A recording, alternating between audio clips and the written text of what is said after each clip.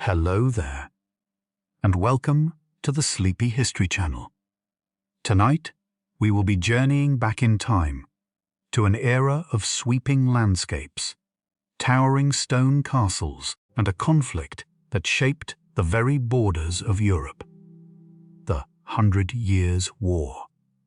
When I reflect on this sprawling, epic struggle between England and France, it strikes me that the true story is so much more intricate than just kings and battles. It is a story of ordinary people living through extraordinary times of changing seasons and of a world slowly shifting from the medieval era into the dawn of the Renaissance. So, settle in, make sure your blankets are comfortable, and let the heavy weight of the day simply melt away as we step into the early 14th century. Let us begin our journey not on a battlefield, but in the quiet, rolling countryside of medieval France. The year is 1337.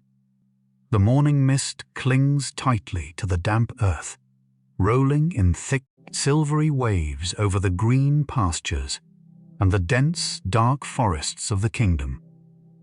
The air is cool and crisp, carrying the scent of wood smoke from a nearby village, where thatched roofs sit heavily atop stone and timber cottages.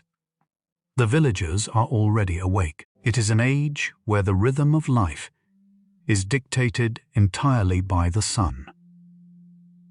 I find it truly fascinating how connected these people were to the earth, feeling the changing of the seasons not just as weather, but as the fundamental driving force of their existence. A lone farmer leads a heavy, thick-coated ox down a narrow dirt path. The wooden yoke creaks softly with every slow, deliberate step the beast takes. The sound is rhythmic, almost meditative, echoing gently against the ancient trees.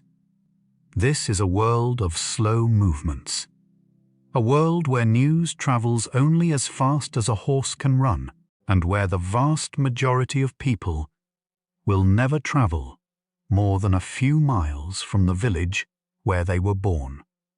As the farmer breathes out, a plume of white vapor hangs in the chilly morning air. He pulls his rough woolen cloak tighter around his shoulders. The fabric is thick, dyed, a muted shade of brown, using roots and bark gathered from the surrounding woods. It is a peaceful morning, but a storm is gathering far beyond these quiet fields. Across the narrow stretch of water, known as the English Channel, another kingdom is stirring.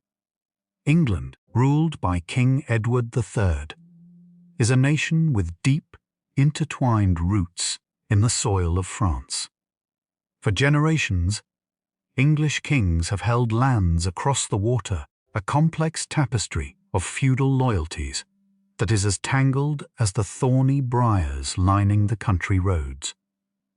King Edward is young, ambitious, and fiercely proud. When I look at his reign, I see a man who was deeply aware of his legacy, a monarch who believed with absolute certainty in his divine right to rule not just over England, but over France itself.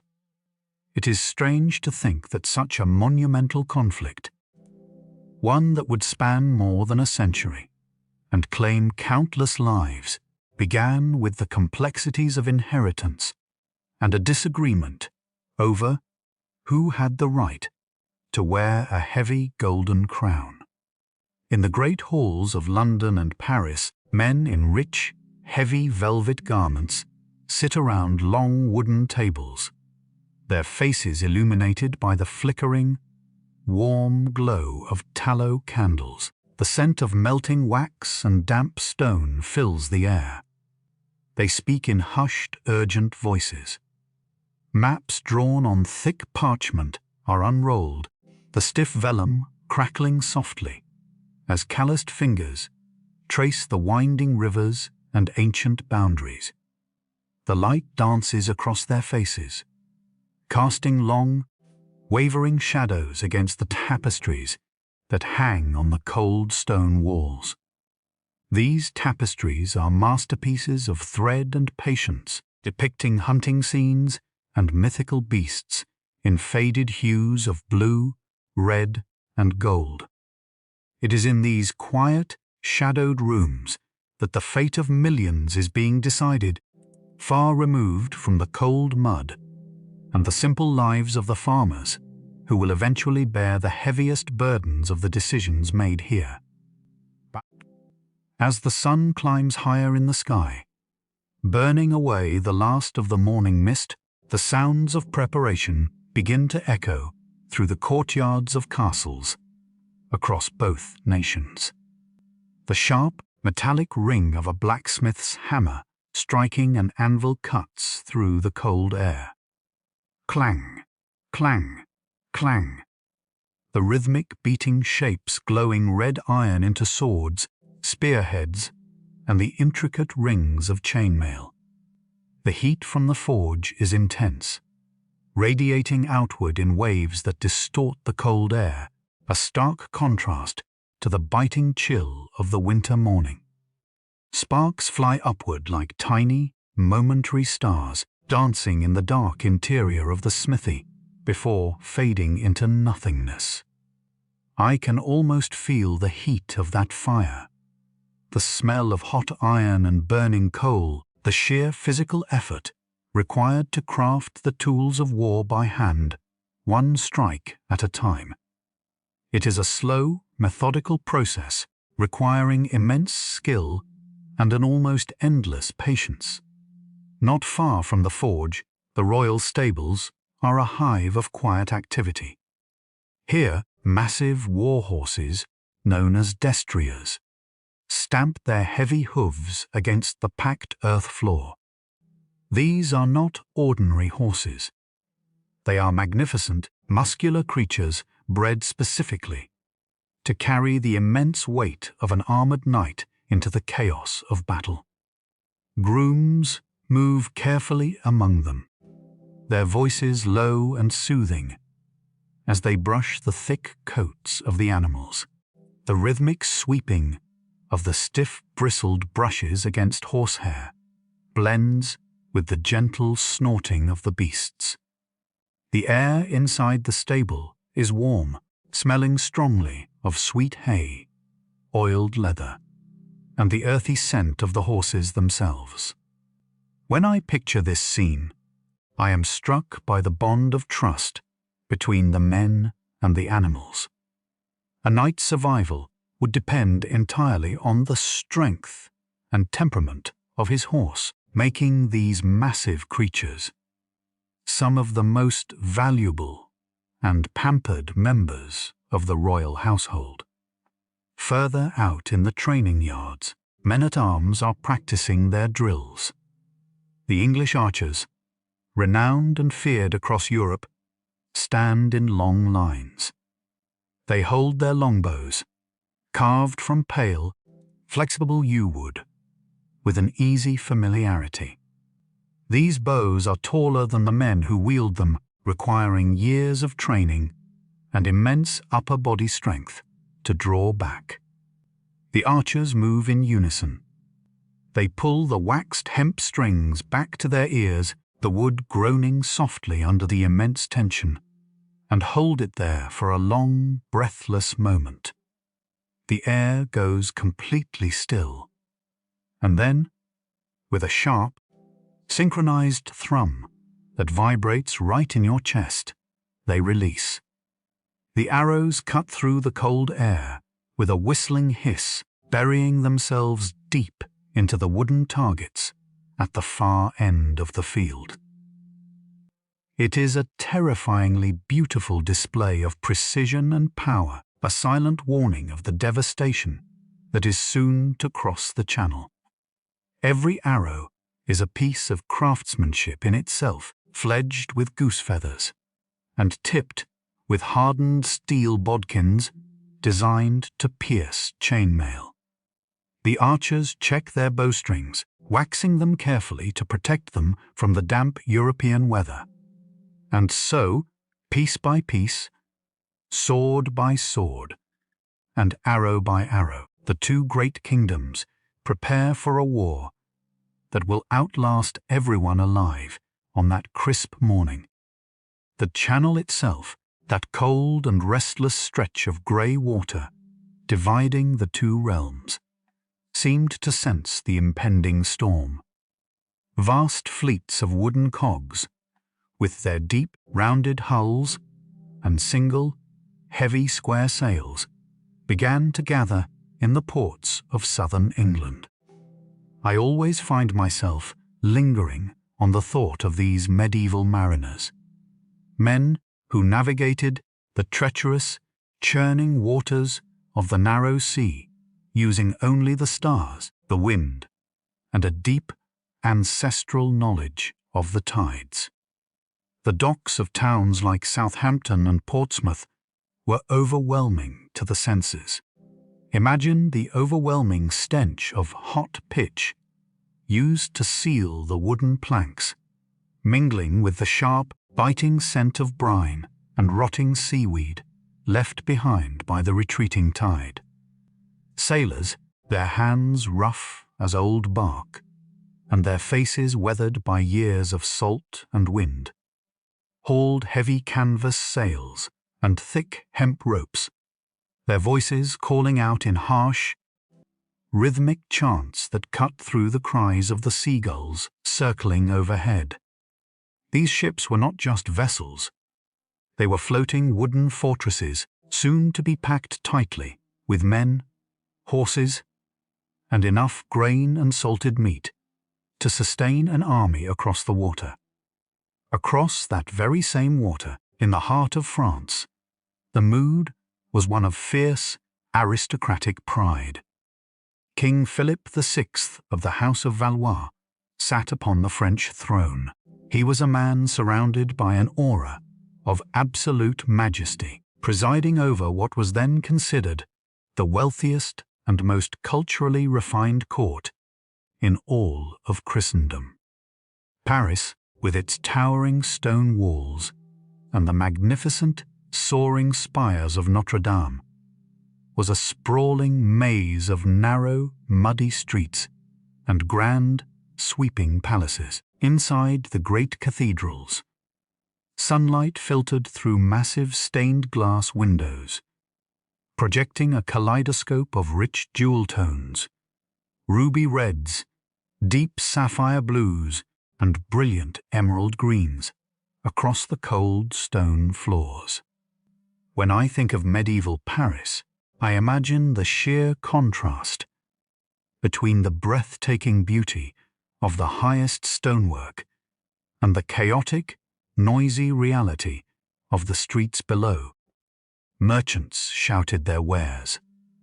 Carts with heavy wooden wheels rattled over uneven cobblestones, and the scent of baking bread mixed heavily with the less pleasant odors of a densely packed medieval city. But the true spark of this immense conflict lay further south, in the sun-drenched region of Aquitaine, or Gascony, a deeply contested territory known for its sprawling, rolling vineyards.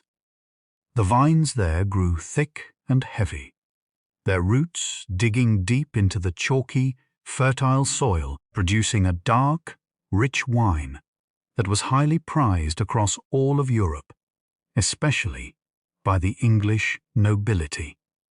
This land was officially a fiefdom of the French crown, yet it was held by the English king. It was a diplomatic knot, impossible to untangle, a constant source of friction, taxes, and bitter resentment.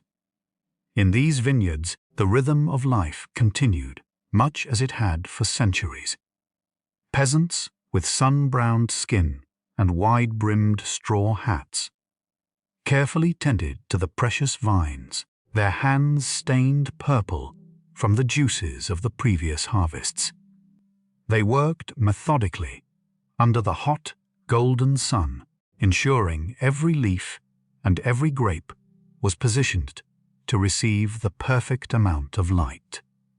It is a poignant realization that these simple, hard-working people who only wished to tend their crops and feed their families would soon find their beloved fields trampled beneath the heavy, iron-shod hooves of war horses. The air in Gascony was sweet and heavy, filled with the buzzing of cicadas and the distant, melodic ringing of a small village church bell, a sound of profound peace that stood in stark contrast to the letters being drafted in the high courts of London and Paris. Ambassadors wrapped in heavy cloaks rode endlessly across the continent, their saddlebags carrying sealed parchments that bore the heavy wax stamps of their kings. These letters, written in elegant, flowing Latin script by tired monks and scribes by the light of a single candle, contained the demands, the threats, and the legal arguments that would slowly but inevitably drag two great nations into a century of bloodshed. Every word was chosen with agonizing care, a delicate, dangerous dance of diplomacy played out on the edge of a knife. The roads these messengers traveled were ancient and deeply rutted, often little more than muddy tracks, winding through dark, sprawling forests that had stood since the time of the Roman Empire. The trees here grew impossibly tall, their thick canopies blocking out the sun and plunging the forest floor into a perpetual, cool twilight. As a rider pushed his exhausted horse through the mud, the only sounds were the squelching of hooves, the creaking of leather saddles, and the unsettling rustle of unseen wildlife in the dense underbrush. It was a lonely, dangerous journey. Bandits and desperate men hid in these shadows, making the delivery of a simple letter a matter of life and death. I often wonder what went through the minds of these solitary riders as they traveled through the freezing rain, knowing that the parchment secured tightly in their satchels carried the power to summon armies.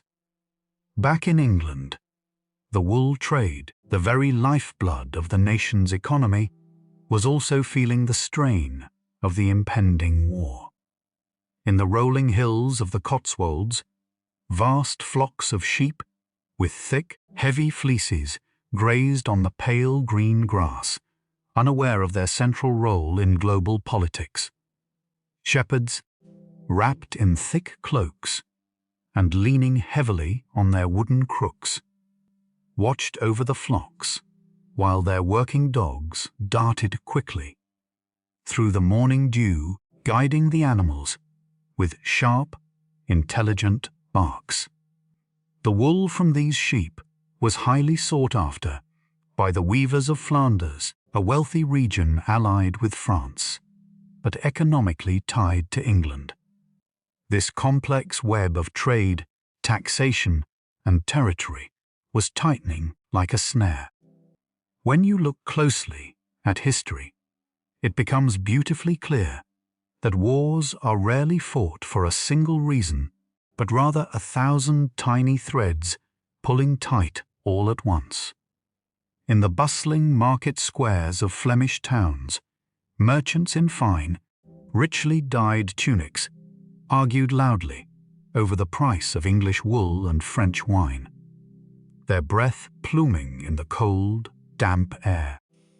Women carrying woven baskets filled with root vegetables and fresh loaves of heavy dark bread navigated carefully through the muddy streets, keeping their heads down, their faces etched with the quiet worry that inevitably precedes a conflict. The sky above began to shift. The crisp, clear blue of the winter morning was slowly giving way to a heavy, bruised purple as thick clouds rolled in from the sea.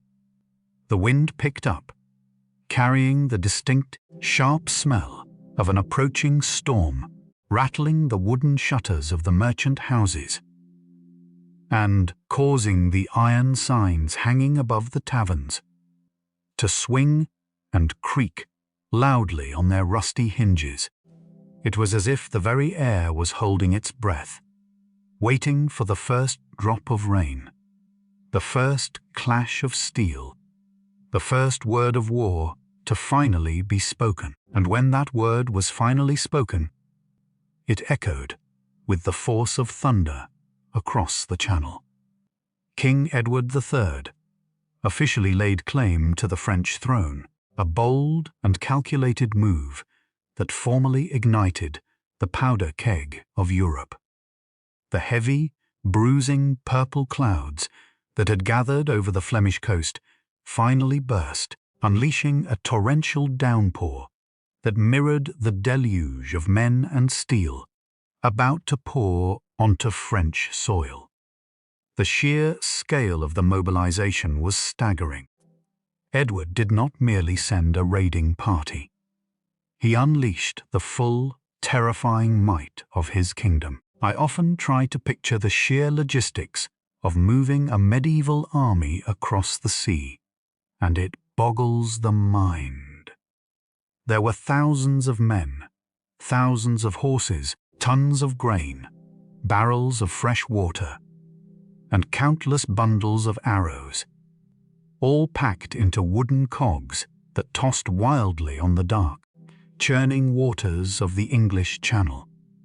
Inside the damp, claustrophobic holds of these ships, the reality of the crossing was far from glorious. Men huddled closely together in the suffocating darkness, the air thick with the smell of vomit, unwashed bodies, and wet wool.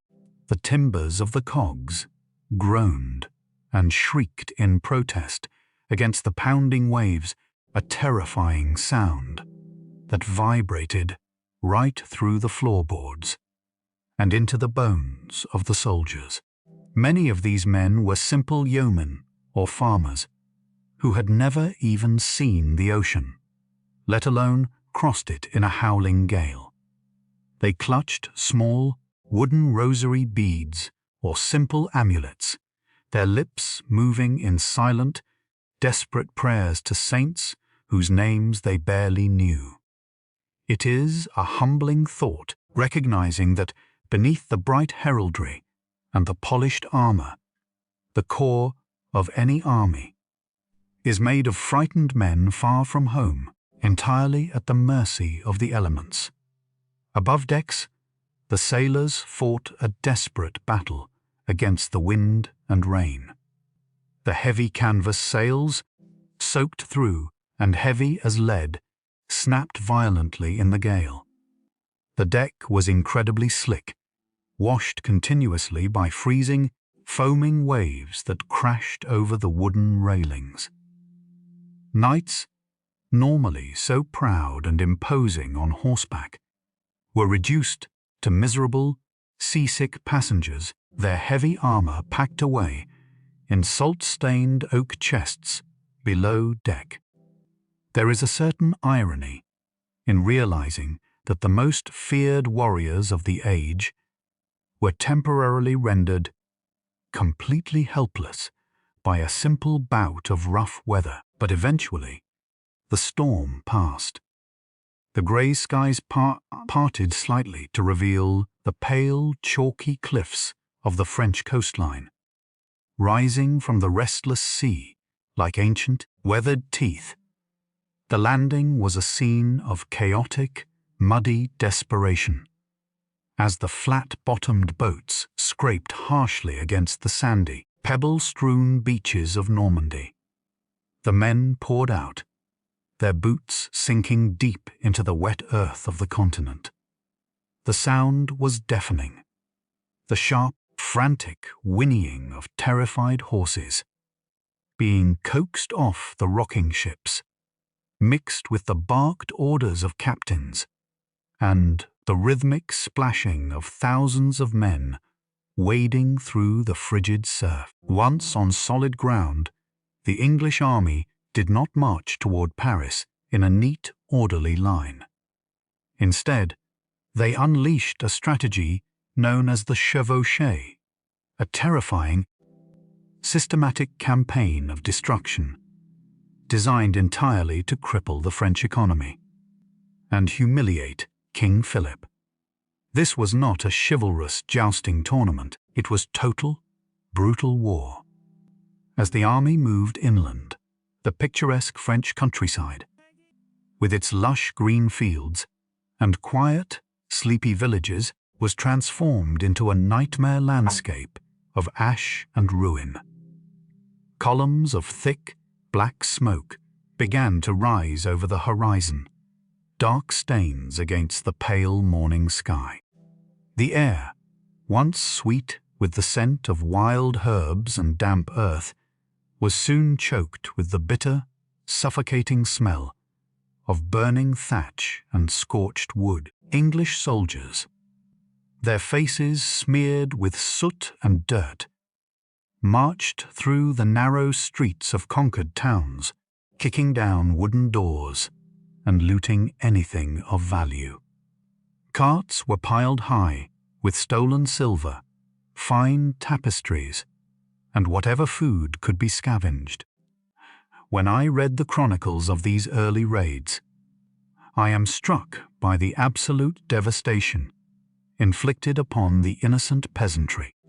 They were caught completely in the middle, watching helplessly as generations of their hard work were reduced to smouldering embers in a matter of hours. Villagers fled into the dense, dark forests, carrying whatever meager possessions they could strap to their backs or load onto small, squeaking handcarts.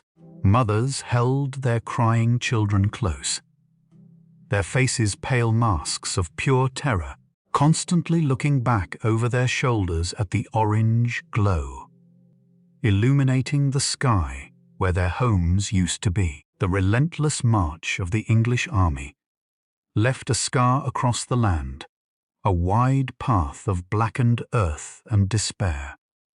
The men-at-arms, emboldened by their easy successes, grew richer by the day, dividing their plunder around crackling campfires late into the cold night.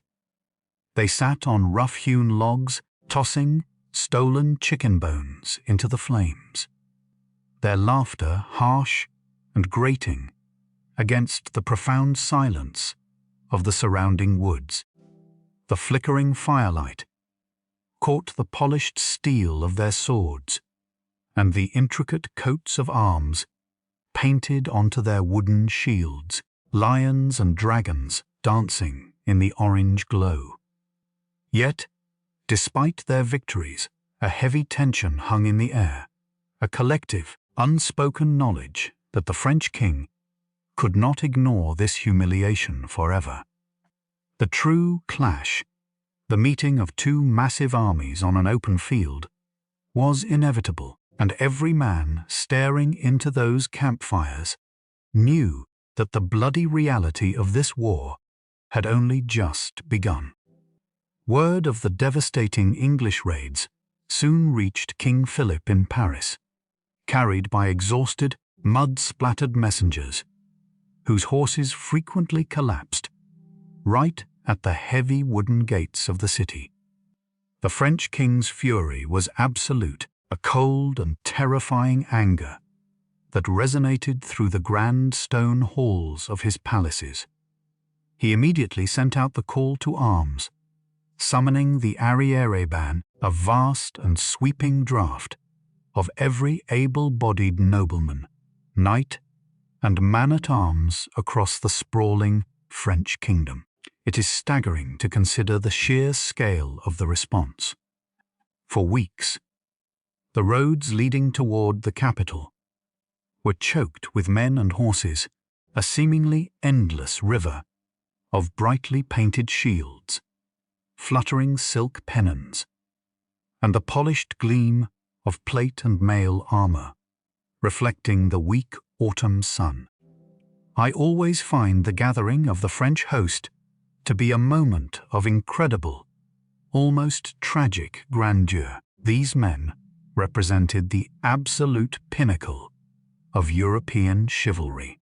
They were lords and barons who had trained for war since they were old enough to hold a wooden sword, men who believed entirely in their own invincibility. Before riding out, King Philip travelled to the ancient shadowy abbey of Saint-Denis, the resting place of French kings for centuries. The air inside the abbey was thick with the heavy, sweet scent of burning frankincense and the low, resonant chanting of monks draped in dark wool. There, from the altar, Philip took up the Oriflamme, the sacred, blood-red banner of France. It was a stunning piece of silk, cut with pointed tails and entirely devoid of any crest or emblem, symbolizing that no quarter would be given to the enemy. Holding that bright red silk aloft, the French army marched north, a massive, thunderous engine of war, seeking to crush the English invaders once and for all. Meanwhile, the reality for King Edward and his English army was rapidly deteriorating. The triumphant looting of their chevauchée had made them incredibly rich, but it had also made them dangerously slow and terribly weighed down by their plunder. The weather, as it so often does in northern France during the late summer, had turned violently against them. Heavy, relentless rains transformed the dirt roads into deep, sucking quagmires of thick brown mud. The magnificent destriers, the heavy war horses that had looked so fearsome in the English training yards, now struggled to pull their hooves free from the freezing muck, their heads hanging low in pure exhaustion. I can only imagine the sheer misery of marching day after day in soaked woolen clothing that never truly dried, the cold seeping deep into the bones of every man, from the lowest peasant archer to the king himself. Worse than the mud or the rain, a silent, invisible enemy had infiltrated the English camps. Dysentery, known grimly to the men as the bloody flux, began to spread rapidly through the ranks, caused by drinking from tainted streams and eating spoiled food, scavenged from ruined villages. The illness drained the strength from the army faster than any French blade. Strong, capable men who had drawn heavy longbows just weeks before were now reduced to hollow-eyed husks, shivering violently under the meager shelter of dripping canvas tents or the sprawling branches of ancient oak trees. It is a harsh truth of medieval warfare that disease almost always claimed vastly more lives than the actual fighting, a grim reminder of how fragile human life was in an era completely devoid of modern medicine. Edward knew he had to retreat toward the safety of the northern coast, but between his exhausted army and salvation lay the winding, treacherous waters of the river Somme. The Somme was a formidable natural barrier, its dark, fast-flowing waters swollen even higher by the endless weeks of heavy rain. As the English army approached the southern bank, they found the bridges either heavily guarded by French garrisons or entirely destroyed, leaving nothing but jagged, broken stone pillars protruding from the rushing water. Panic, quiet but undeniable, began to ripple through the English ranks. It is easy to look at a map centuries later and see a clear path. But for those men standing on that muddy riverbank, listening to the distant, growing thunder of the massive French army closing in behind them, it must have felt like the end of the world. Edward was effectively trapped, caught between a raging river and a vengeful king, holding a blood-red banner. Desperation forced the English to search frantically up and down the banks for any shallow point, any hidden ford that might allow them to cross before the trap snapped shut completely. Salvation came in the form of a captured local peasant who, perhaps for the promise of gold or simply out of fear for his life, revealed the location of a tidal ford known as Blanchetac. The crossing was perilous, only passable for a few short hours a day, when the tide of the nearby sea pulled the river waters back, revealing a wide strip of white, chalky stone beneath the surface. The English arrived at the ford just as the water level was dropping, but the opposite bank was not empty. A detachment of French soldiers stood waiting, their spears bristling like a steel forest against the grey sky. With no other choice, the English archers waded directly into the freezing, chest-deep water. The current pulled fiercely at their clothing, threatening to sweep them away into the dark depths. They held their precious longbows and quivers of arrows high above their heads to keep the strings dry, their faces pale and drawn with cold and fear. When the water finally receded enough to allow the horses to cross, the English knights charged forward, splashing violently through the shallows to meet the French defenders. The clash of steel over the roaring water was deafening.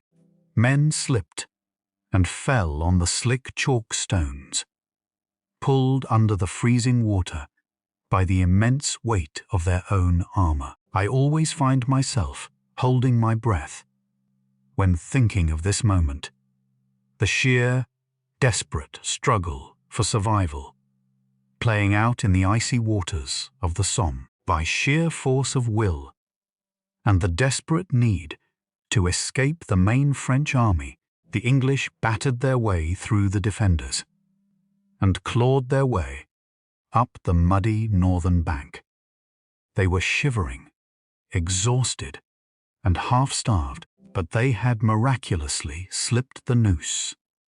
As the last of the English baggage carts were dragged onto the northern shore, the tide began to rush back in, a sudden, powerful surge of deep water that completely cut off the pursuing French vanguard, who arrived just moments too late. King Edward did not run any further. He had found a defensive position that suited him perfectly. A long, gentle slope near a small, unremarkable village surrounded by thick forests and a creaking wooden windmill. He ordered his men to stop, to rest, and to prepare their weapons. The village was called Crecy. The chase was over. The storm that had been brewing since the first arrows were crafted in the English armories was finally about to break over the French countryside. The morning of August 26th dawned with a heavy, oppressive stillness, the very kind of quiet that makes it feel as though the entire world is holding its breath. King Edward positioned his exhausted, mud-spattered army along the crest of a long, gentle ridge overlooking a shallow valley. The quiet village of Crecy lay to their right, and a dense, ancient forest anchored their left, making it physically impossible for the vastly superior numbers of the French army to surround them. I find it absolutely brilliant how Edward used the natural landscape as his greatest weapon, essentially turning a simple, grassy hillside into a terrifying fortress of mud and timber. He ordered his men to dig small, treacherous holes across the slope, to break the inevitable charge of the French cavalry, and he strategically positioned his devastating longbowmen on the flanks in a sweeping V formation. These peasant archers, sick with dysentery and bone-tired as they were, hammered thick, sharp wooden stakes into the ground in front of their positions, creating a deadly, bristling wall of timber designed specifically to gut a charging warhorse. Once the traps were set, the men simply sat quietly on the wet grass, checking their waxed bowstrings, sharpening their short swords with smooth stones, and waiting in absolute silence for the arrival of the largest army Europe had ever seen. By late afternoon, the horizon began to shift and warp. A massive, glittering wave of steel emerged slowly from the distant tree line. The French army had finally arrived, and their sheer numbers were truly terrifying to behold, outnumbering the English by an overwhelming margin. But unlike the quiet, deeply disciplined ranks of the English sitting on the ridge, the French host was a chaotic, disorganized sea of proud lords, squabbling nobles, and exhausted infantry, who had marched relentlessly through the rutted, muddy roads for hours without a single rest. King Philip, upon seeing the strong English defensive position, initially ordered his men to halt and make camp for the night, wisely wanting to attack with a rested, organized army the following morning. However, the arrogant French nobility, deeply eager for personal glory, and completely underestimating the dirty peasant archers waiting on the hill, simply ignored the royal command. It is a rather tragic observation on human nature that pure hubris, far more than any tactical blunder, is so often the direct cause of the greatest disasters in human history. The heavily armored knights pushed impatiently forward, desperate to be the first to draw English blood, effectively turning a disciplined military march into a confused, crushing bottleneck of men and horses. Before the impatient knights could launch their charge, the French commanders sent forward their elite, highly paid mercenaries, the famous Genoese crossbowmen. These were professional soldiers from Italy, carrying heavy, mechanically complex weapons that fired thick, heavy iron-tipped bolts, capable of punching straight through solid plate armor.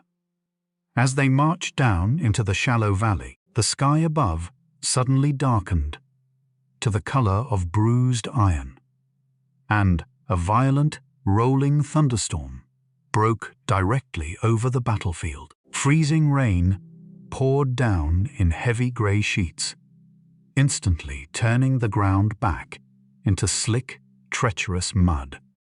The crossbowmen struggled frantically to cover the intricate firing mechanisms of their weapons. But it was much too late.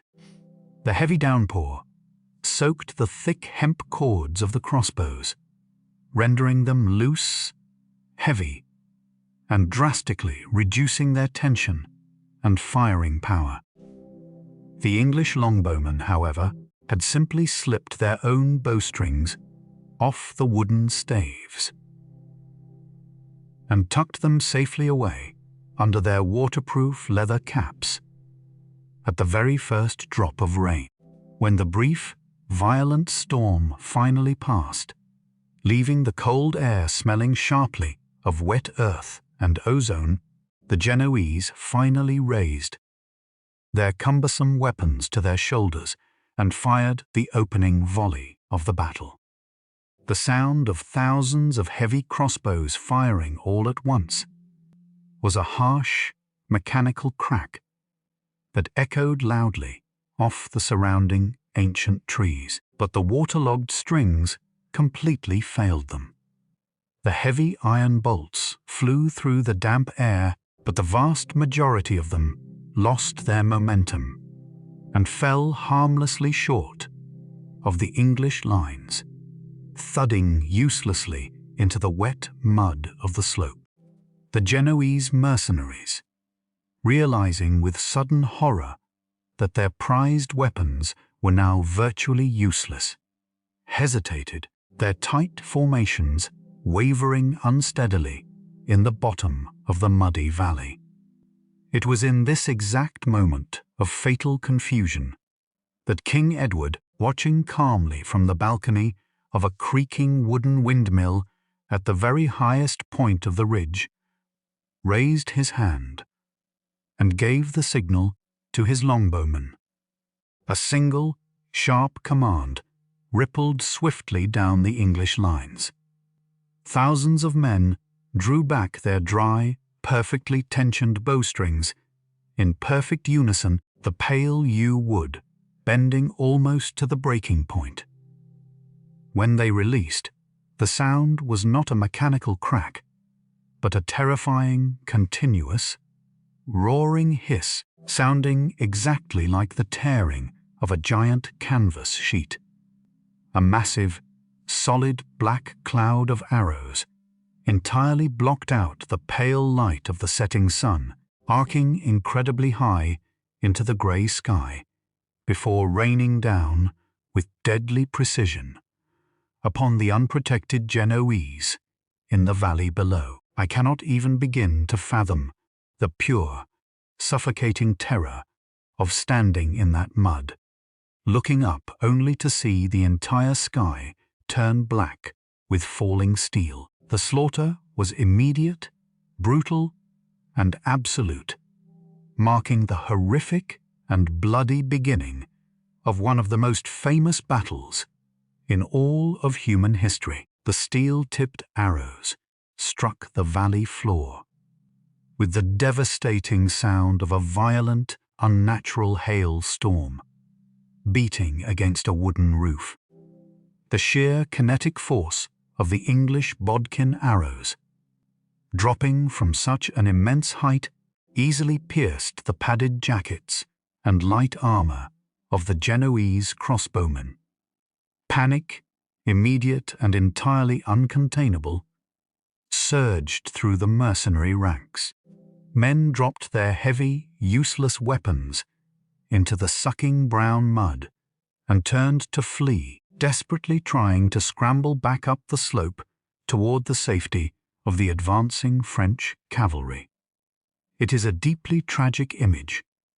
These hired men, far from their warm Italian homes, suddenly realizing they had been marched directly into an inescapable slaughter.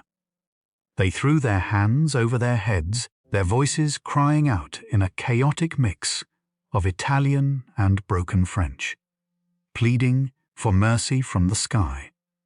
But the relentless, whistling rain of English arrows simply did not stop.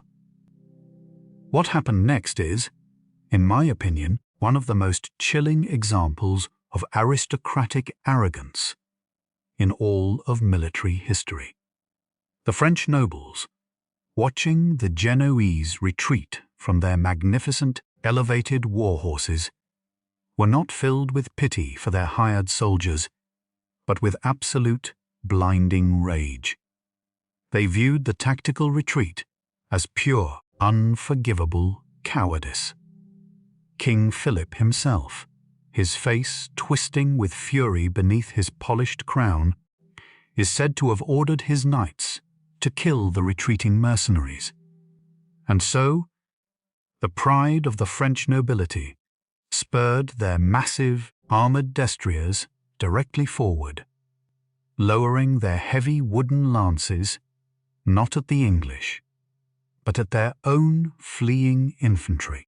The heavy hooves of the war horses crashed down relentlessly into the mud, brutally trampling the terrified Genoese. Beneath tons of iron and horseflesh, it is profoundly unsettling to realize that the first major casualties inflicted by the magnificent French cavalry on that bloody field were dealt directly to their own men, all for the sake of wounded pride. Having cut a horrific path through their own allies, the French knights finally turned their attention to the English lines waiting at the top of the ridge. They spurred their exhausted horses up the slope, their battle cries tearing through the damp, cold air. But the muddy hill was a trap carefully designed to break them. As the charging war horses hit the soft, rain-soaked earth, their heavy, iron-shod hooves sank deep, completely destroying their momentum. The glorious, unstoppable cavalry charge that the French relied upon so heavily was instantly reduced to a slow, agonizing slog through thick brown muck. Then they hit the hidden potholes. Horses screamed in sudden pain as they snapped their legs in the deep, concealed holes, sending their heavily armored riders tumbling violently forward into the freezing mud. And all the while, the English longbowmen continued their rhythmic, deadly work. Draw, anchor, release. Draw, anchor, release. The sky remained dark with falling steel, tearing into the stalled French cavalry, piercing chainmail and finding the vulnerable joints in their shining plate armor. Despite the mud, the traps, and the relentless storm of arrows, the sheer numerical superiority of the French meant that some knights inevitably reached the English lines. They crashed violently into the right wing of the English formation, a section commanded by King Edward's eldest son, a boy of only 16 years old. History would later remember him as the Black Prince, likely for the dark color of the magnificent plate armor he wore that day. The fighting here shifted from the detached mathematics of archery into the brutal, intimate horror of hand-to-hand medieval combat. The sharp ringing of steel swords, striking iron shields, completely drowned out the wind. Men slipped and grappled in the blood-soaked mud, the smell of sweat and fear, mingling with the metallic scent of fresh blood. I often wonder how a teenage boy, raised in the quiet luxury of royal palaces, processed the visceral, deafening reality of the front line, standing shoulder to shoulder with common foot soldiers fighting desperately for their lives. As the French pressure on the young prince's lines grew dangerously intense, one of his commanders sent a panicked messenger running desperately up the hill to the windmill, where King Edward stood observing the carnage. The messenger begged the king to send reinforcements from the reserves to save his son. King Edward, leaning casually against the wooden railing, looked down at the swirling chaos of the battlefield. He asked simply if his son was dead or wounded. When the messenger replied that the prince was alive and fighting, the king coldly refused to send help. His legendary response, demanding that the boy be allowed to win his spurs and prove his own honor, is often celebrated as a moment of tough, fatherly confidence. But when you strip away the romanticism, you see the terrifying, calculated gamble of a monarch willing to risk his own heir's life to maintain the absolute discipline of his defensive strategy. Down in the mud, the Black Prince and his men held their ground. With desperate, brutal determination, the sharp wooden stakes hammered into the earth earlier that morning proved devastating, impaling the horses of the few French knights who managed to charge the lines. The foot soldiers, wielding heavy poleaxes and short, vicious daggers, dragged the unhorsed French nobles down into the mud, ending their lives in the suffocating darkness of the trampled earth.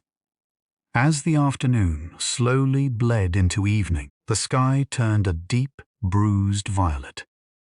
The French, exhausted, decimated, and utterly broken by the impenetrable wall of arrows, began to pull back, leaving the slope littered with the tragic, broken ruin of the finest chivalry in Europe.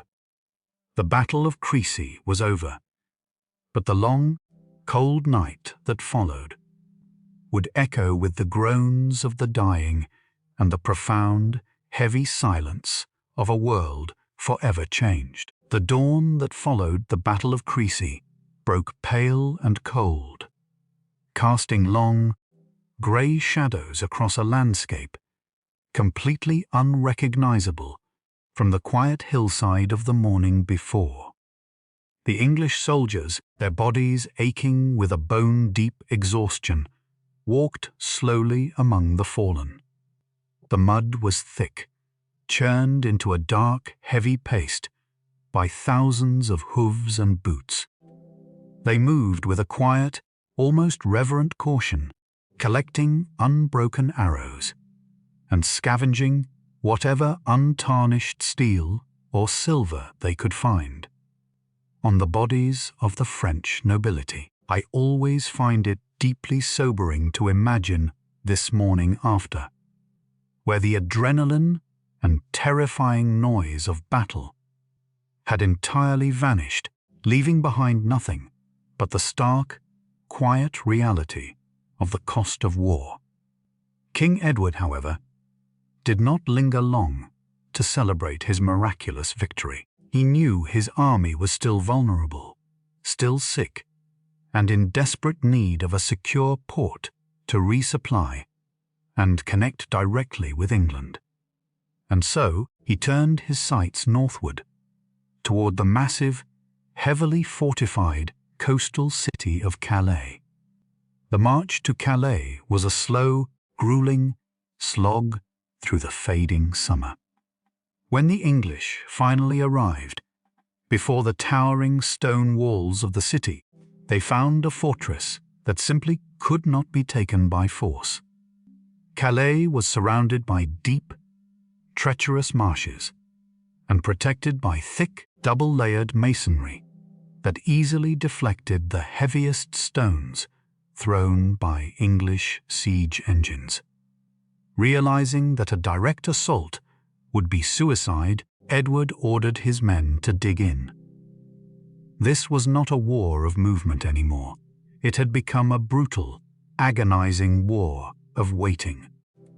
The English built an entire wooden town outside the walls of Calais, complete with markets, sturdy timber houses, and even a marketplace to keep his army supplied during what he knew would be a long, freezing winter. Inside the walls, the citizens of Calais watched the wooden city grow with a mounting sense of pure dread. They were completely cut off from the rest of France, both by land and by the impenetrable blockade of English ships patrolling the dark, churning waters of the Channel. As the deep, biting cold of winter set in, the situation inside Calais grew incredibly desperate. The food stores slowly dwindled to nothing. The city's defenders were forced to eat their horses, then their dogs, and finally, the rats that scurried through the damp, shadowed alleyways. It is heartbreaking to consider the slow, agonizing starvation of an entire city ordinary men, women, and children, trapped behind stone walls, watching the grey sky for a French relief army that would never come. The biting wind coming off the English Channel howled relentlessly through the narrow streets, chilling the starving inhabitants to their very bones. Meanwhile, outside the walls, the English soldiers huddled closely around their fires, wrapping themselves in thick woolen blankets, their breath hanging in the freezing air as thick, white clouds. The siege dragged on for 11 agonizing months, a true testament to the stubborn, unyielding wills of both the English king and the desperate French defenders. Finally, in the late summer of the following year, the sheer agony of starvation forced the governor of Calais to surrender. 6 of the city's most prominent citizens, known to history as the burghers of Calais, walked out of the heavy iron gates barefoot. They wore nothing but rough, itchy hemp halters around their necks, carrying the heavy iron keys to the city and the castle in their trembling, emaciated hands. They fully expected to be executed by the angry English king. When I picture those 6 men walking slowly across the cracked earth toward the English camp, sacrificing their own lives to save the rest of their people, it stands as one of the most profoundly moving acts of courage in medieval history.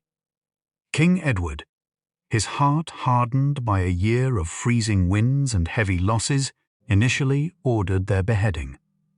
But his wife, Queen Philippa, who was heavily pregnant at the time, fell to her knees in the dirt. She wept openly, pleading with her husband for mercy, arguing that shedding their blood would be a terrible omen for their unborn child.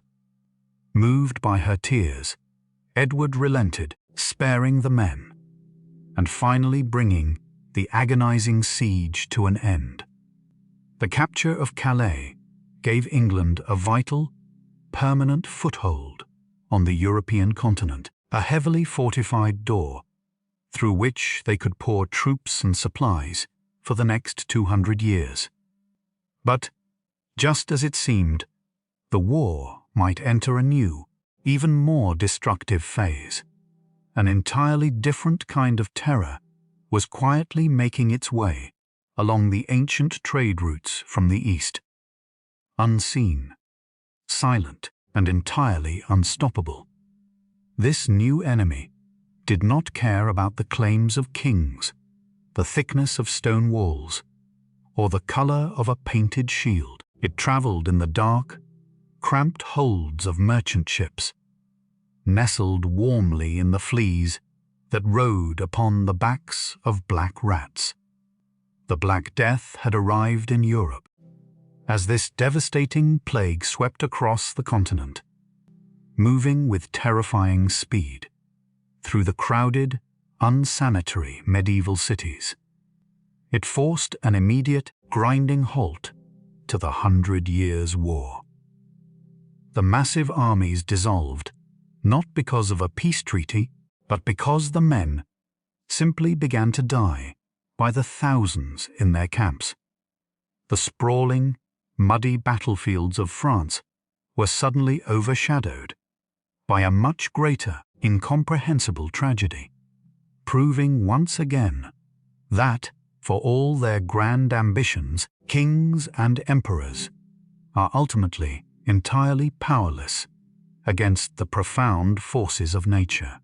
The silence that fell over Europe during those plague years was not a silence of peace, but a thick, heavy quiet, born of absolute terror.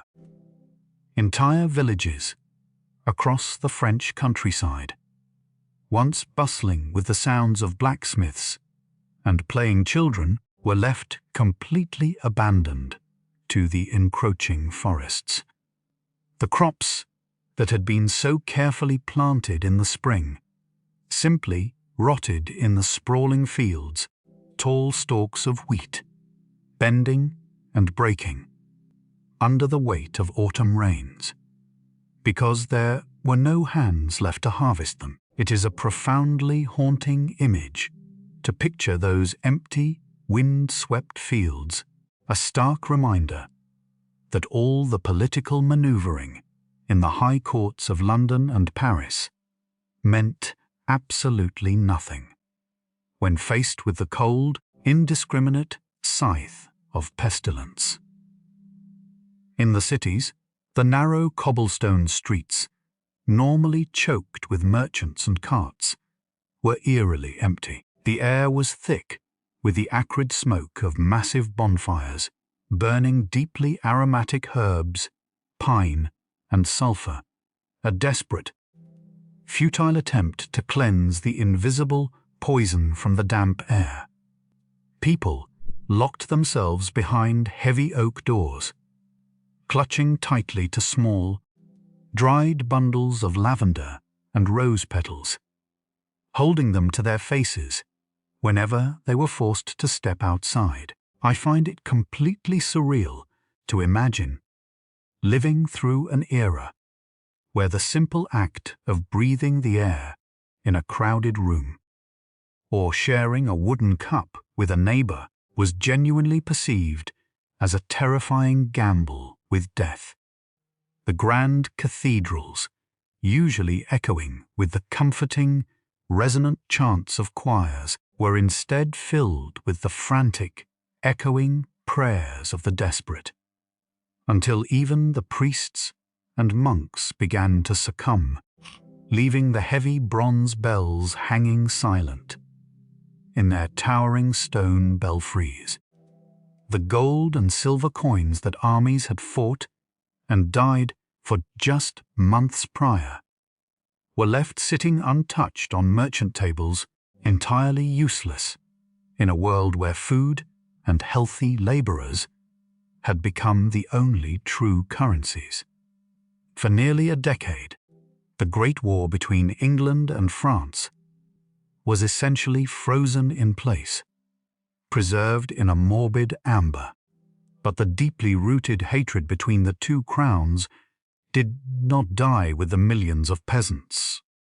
It simply lay dormant, festering quietly in the shadows. When the dark, suffocating cloud of the plague finally began to lift, slowly receding back into the shadows of history, it revealed a Europe forever fundamentally changed. The sheer loss of life meant that the surviving commoners suddenly found themselves in an unprecedented position of power. With so few men left to work the sprawling feudal estates, the heavy iron grip of the nobility began to slip, leading to quiet, simmering rebellions in the taverns and fields.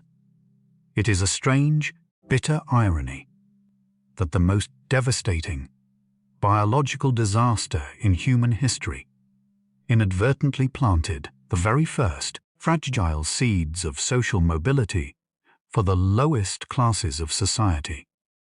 Yet, despite the shifting social tectonic plates, the royal hunger for land and glory remained entirely unsated.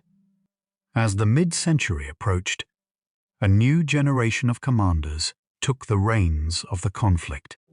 King Edward III of England was growing older, his beard streaked with heavy grey, but his son, the Black Prince, had matured from the teenage boy, who fought in the mud of Crecy into a hardened, fiercely intelligent, and entirely ruthless military commander.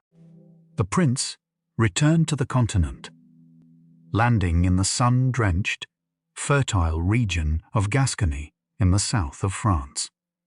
He did not come to conquer cities, he came to destroy. Once again, the terrifying English strategy of the chevauchée was unleashed upon the healing French countryside. the Black Prince led his heavily armed men on a brutal, sweeping ride across the vibrant landscape, leaving a wide, black scar of ash and destruction in his wake. It is deeply tragic to consider the resilience of the French peasants, who had barely managed to rebuild their fragile, thatched homes after the horrors of the plague, only to watch them burn to the ground once more beneath the torches of the English cavalry. They plundered countless wealthy monasteries, stripped ancient manors of their tapestries and silver, and loaded hundreds of heavy wooden wagons with an impossible fortune of stolen goods. The smoke from their fires could be seen for miles, a dark, suffocating stain against the bright blue southern sky. But France was no longer ruled by the hesitant King Philip. The crown now rested on the head of King John II, known to history as John the Good, though his temper was famously volatile and his pride immense. Infuriated by the sheer arrogance of the Black Prince's destructive raid, King John raised a massive, heavily armored army and marched south with terrifying speed, absolutely determined to catch the English raiders before they could escape back to the safety of their coastal strongholds. The chase was on, a frantic, high-stakes pursuit across the sprawling rivers and deep forests of central France. The English army, moving agonizingly slow due to the sheer, crushing weight of their immense plunder, soon realized they could not outrun the furious French king.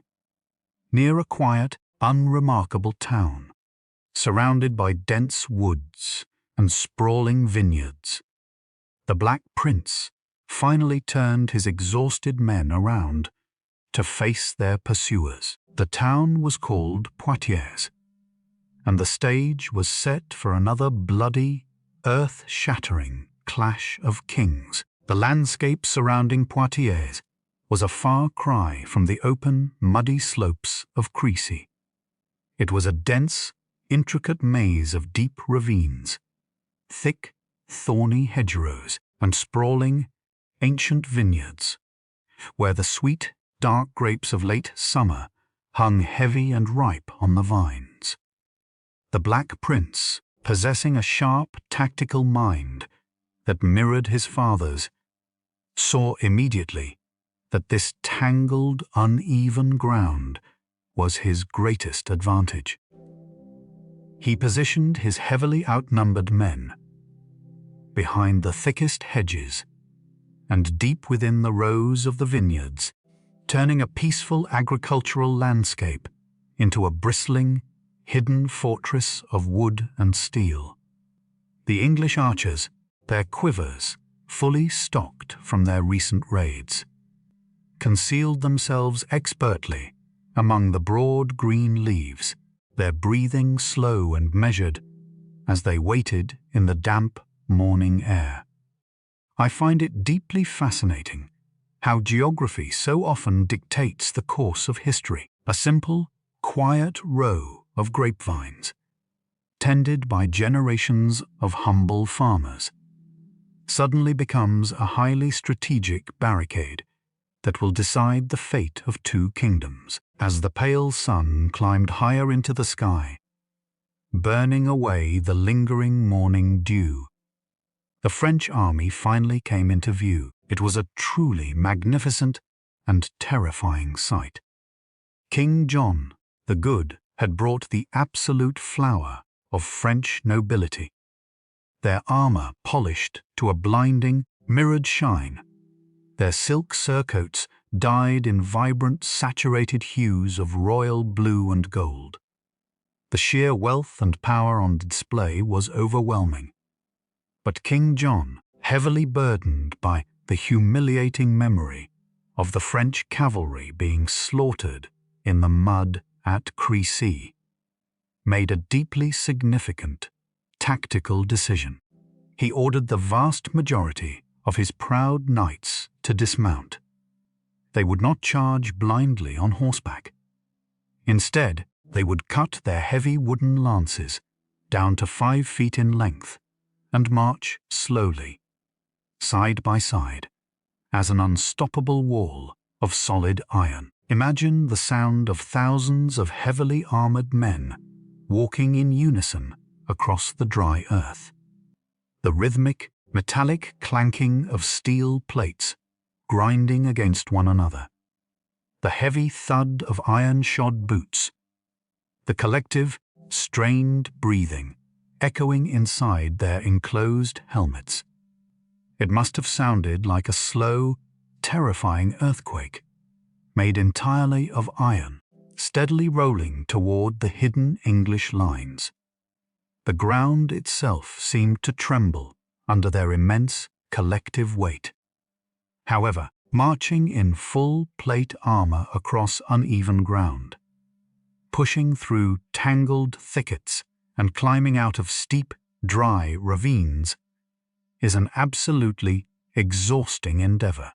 By the time the French vanguard reached the English positions hidden within the vineyards, the men were already sweating profusely, breathing heavily and entirely disorganized by the chaotic terrain. The battle began with the familiar, terrifying hiss of English arrows tearing through the air. But warfare had evolved rapidly in the decade since Crecy. The French armorers had learned from their bloody mistakes. They had forged thicker, curved plate armor, specifically designed to deflect the heavy iron bodkin arrows.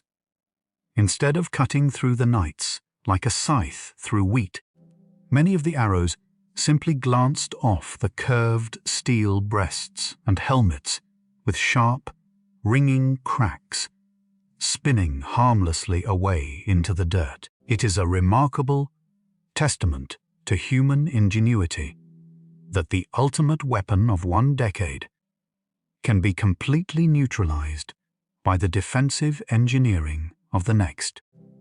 Realizing their arrows were losing their deadly effectiveness against the heavily armored infantry, the English archers quickly adjusted their aim.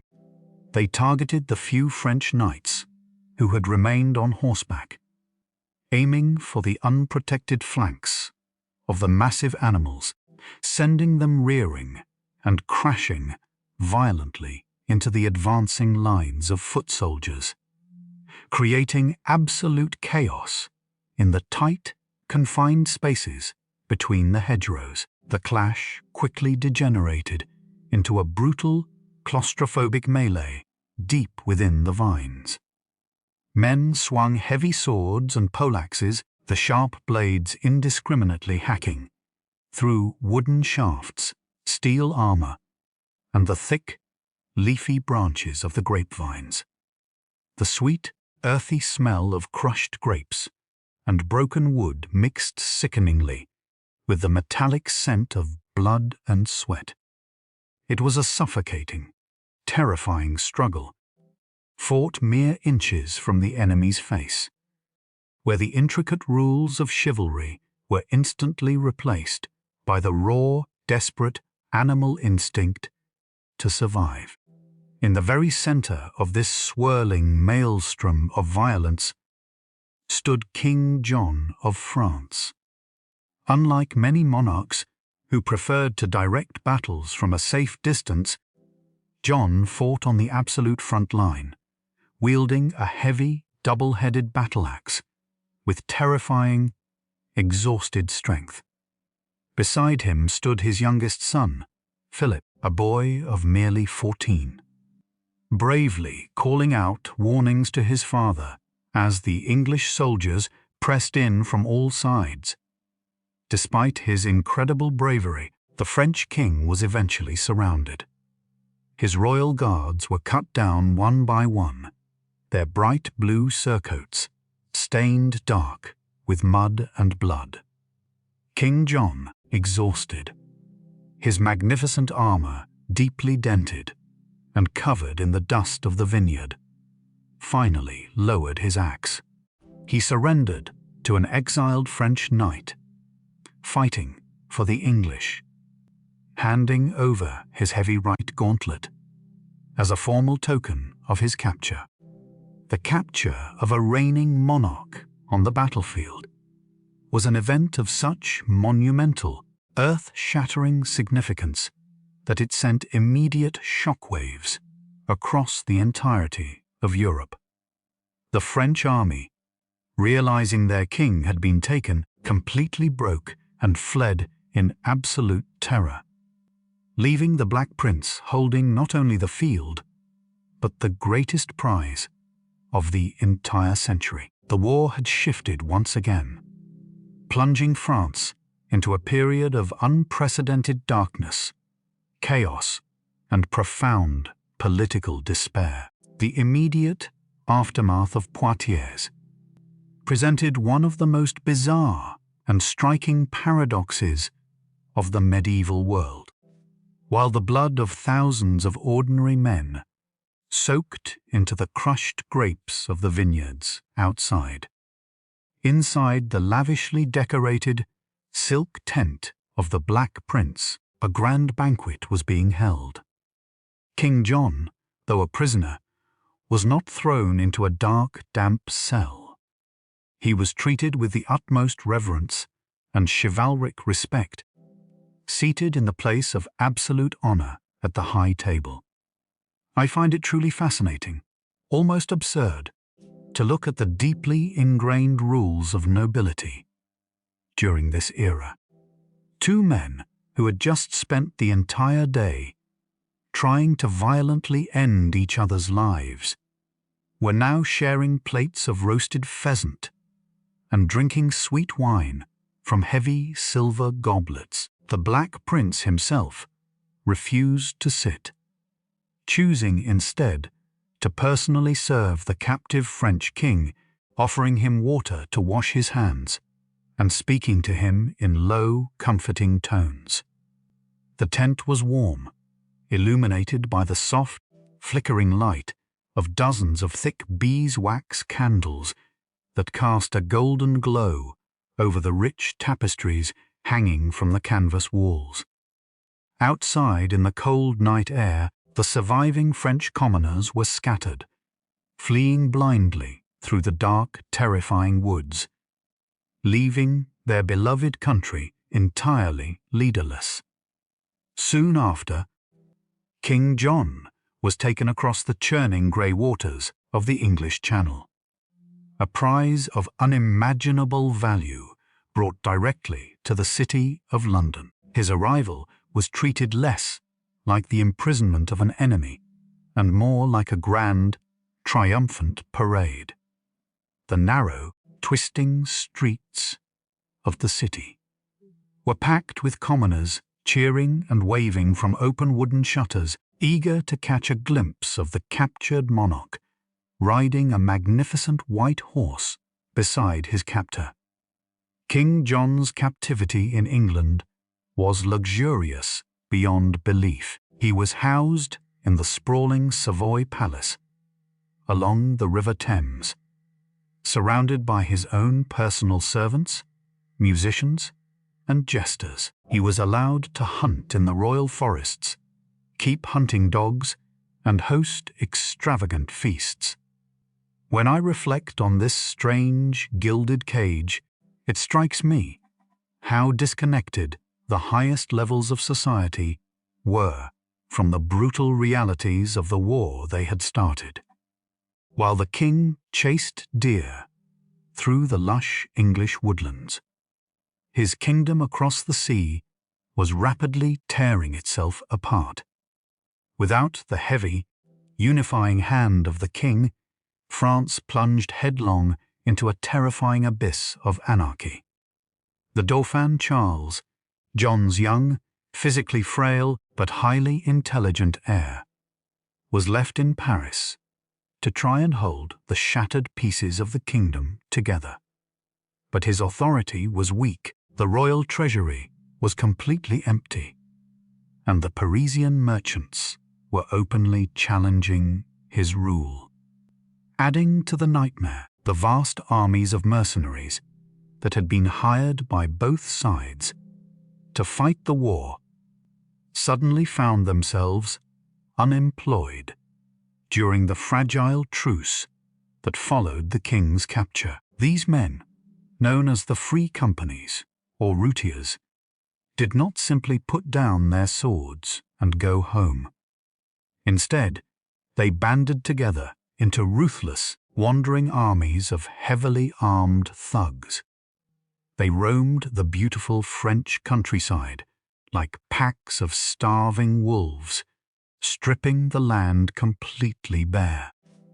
They seized isolated stone castles, turning them into heavily fortified bases, from which they would systematically terrorize, extort, and burn neighboring villages for profit.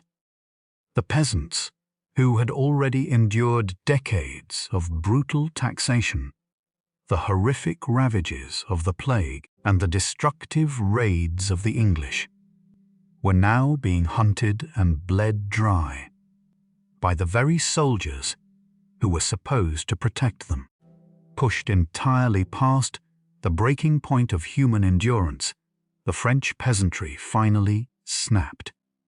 In the early summer of 1358, a massive, uncoordinated, and blindingly violent uprising erupted across the northern countryside, an event known to history as the Jacquerie.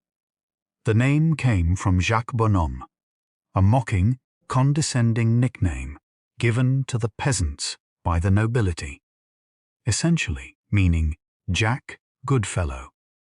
But there was absolutely nothing gentle about their rebellion. Armed with nothing more than iron pitchforks, heavy wood-splitting axes, and long, curved scythes meant for harvesting wheat, the common people turned their pure, localized fury upon the castles and manor houses of the aristocracy. I can almost feel the sheer, suffocating desperation that must have driven these simple, God-fearing farmers to such extreme acts of violence. It was not a calculated military campaign led by generals. It was a raw, primal explosion of decades of pent-up rage, starvation, and unbearable suffering. The night skies over the fertile valleys of the Oise and the Marne were suddenly illuminated by the terrifying, bright orange glow of burning chateaux. The peasants dragged proud lords and their families from their wealthy estates, subjecting them to horrific, brutal vengeance in the muddy courtyards. The heavy wooden doors of ancient manors were smashed into splinters, and the expensive silk tapestries and imported rugs were trampled deep into the dirt by muddy, blood-stained boots. The nobility, completely caught off guard by the sheer ferocity of the people they had so long despised and ignored, fled in absolute terror toward the heavily fortified towns, locking the heavy iron gates behind them. The air was filled with the deafening roar of roaring flames, the shattering of expensive stained glass, and the frantic, echoing cries of a social order being violently torn apart at the seams. It is a grim, heavy reminder that when the social contract is completely broken and the protectors become the predators, the resulting chaos is often far more terrifying than the original war.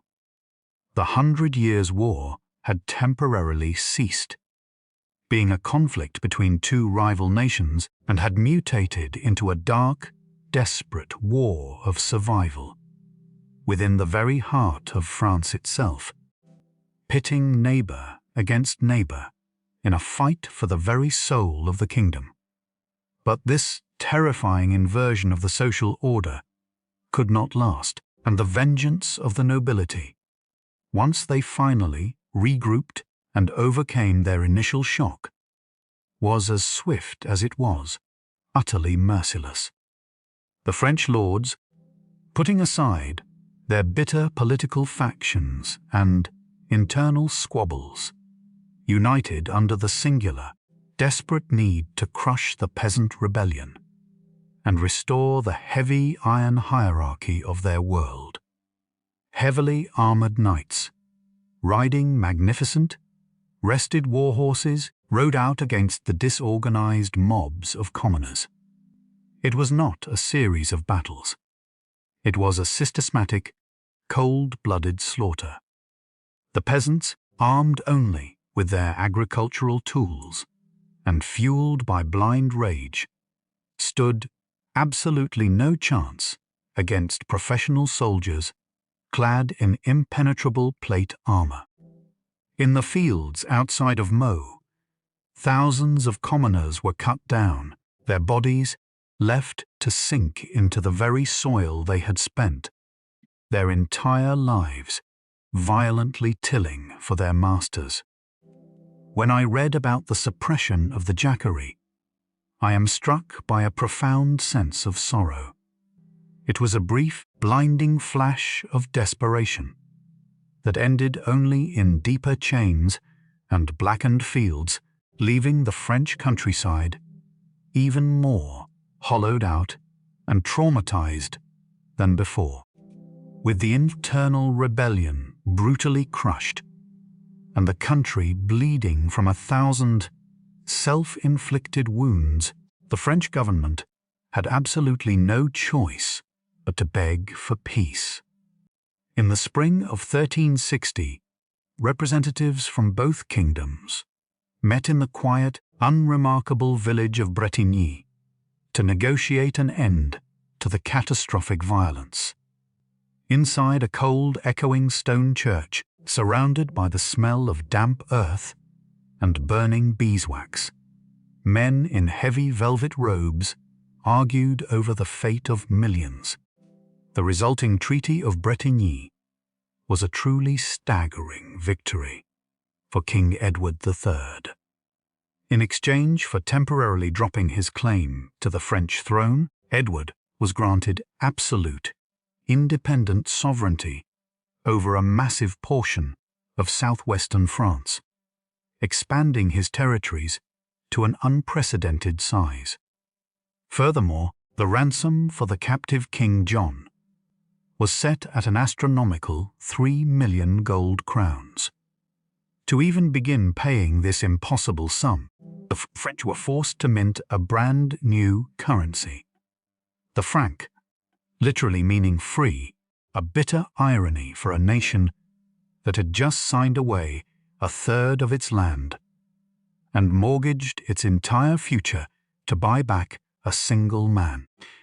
King John was allowed to return to France to raise the ransom, but in exchange, he had to leave behind dozens of high-ranking noble hostages in London, including his own son, Louis. What followed is one of the most remarkable and perplexing examples of medieval chivalry in recorded history. After a few years, Prince Louis, growing tired of his luxurious captivity, broke his royal parole and simply escaped back across the Channel to France. When King John learned of his son's betrayal, he was absolutely horrified.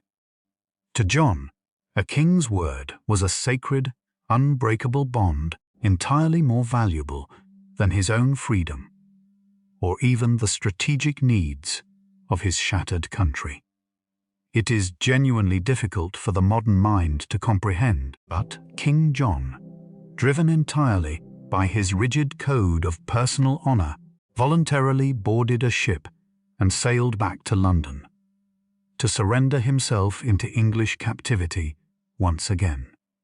He left his desperate, impoverished kingdom behind, simply to clear his conscience. He would die there in London a few months later, a prisoner by his own choice, surrounded by English luxuries, while his people starved. The death of King John brought his son, Charles V, to the throne. Charles was a man entirely unlike his father or his grandfather.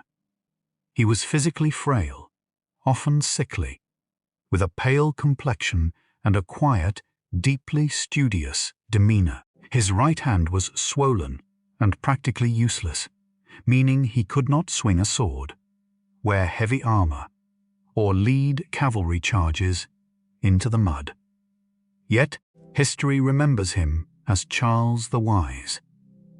When I picture King Charles, I do not see him on a horse. I see him in his massive royal library in the Louvre, a quiet sanctuary filled with thousands of heavy, leather-bound manuscripts. The air there smells of dry parchment, old dust, and the sharp tang of iron gall ink. Sunlight filters through tall, narrow windows, illuminating the swirling motes of dust that dance above heavy wooden reading desks.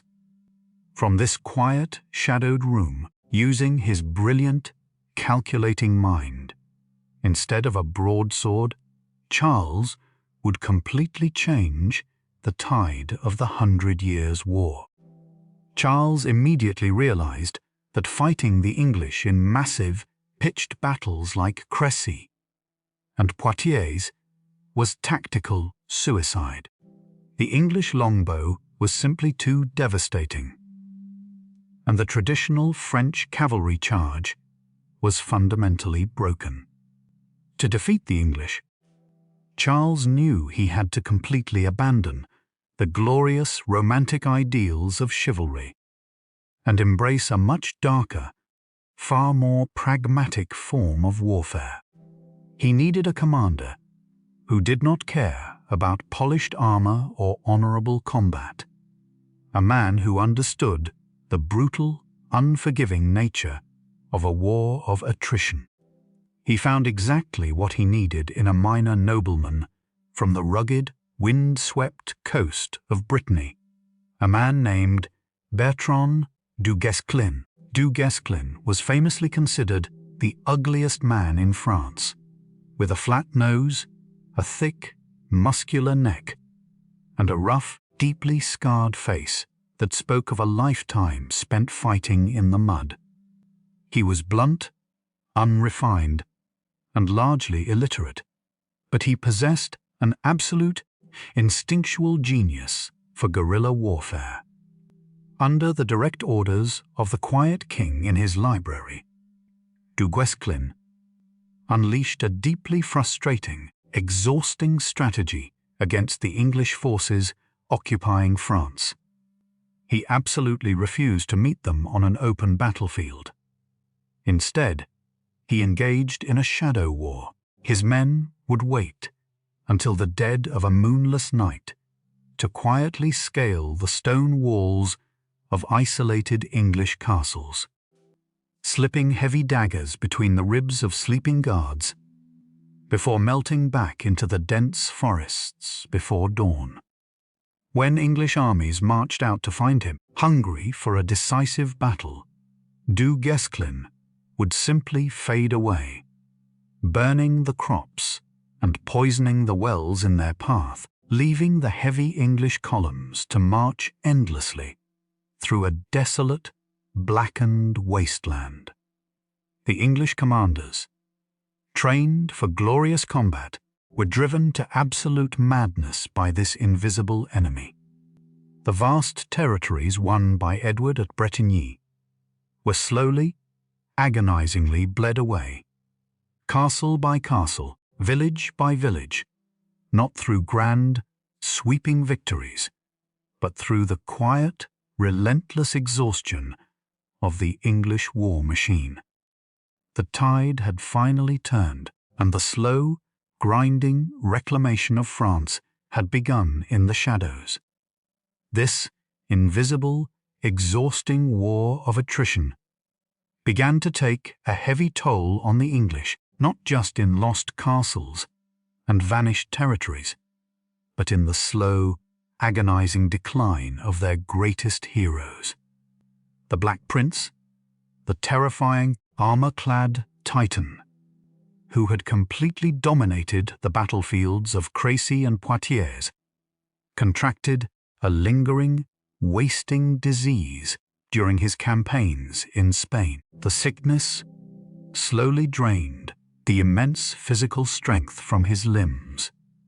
The man who had once terrified entire nations from the back of a massive warhorse was eventually reduced to being carried across the rugged French landscape in a simple, curtained wooden litter. I always find it deeply poignant, almost heartbreaking, how the greatest, most seemingly invincible figures of this era were ultimately undone, not by the sharp edge of an enemy sword, but by the quiet, relentless frailty of the human body. He returned to England a shadow of his former self, and died slowly in his bed, preceding his aging father to the grave, and plunging the English succession into profound uncertainty.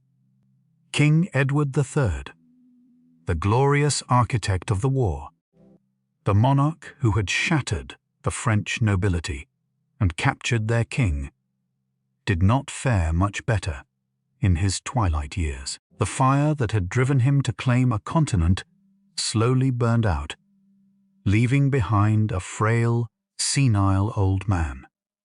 His final days were spent in a quiet, lonely haze at Sheen Palace.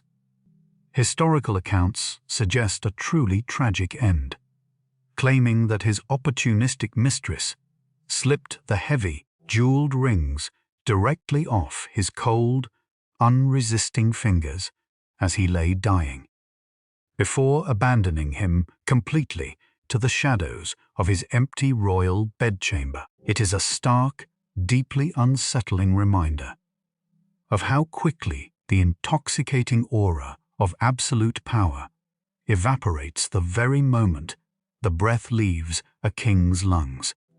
With Edward and his legendary son both gone, the heavy English crown bypassed a generation and fell onto the small, entirely unprepared head of the Black Prince's 10-year-old son, Richard II.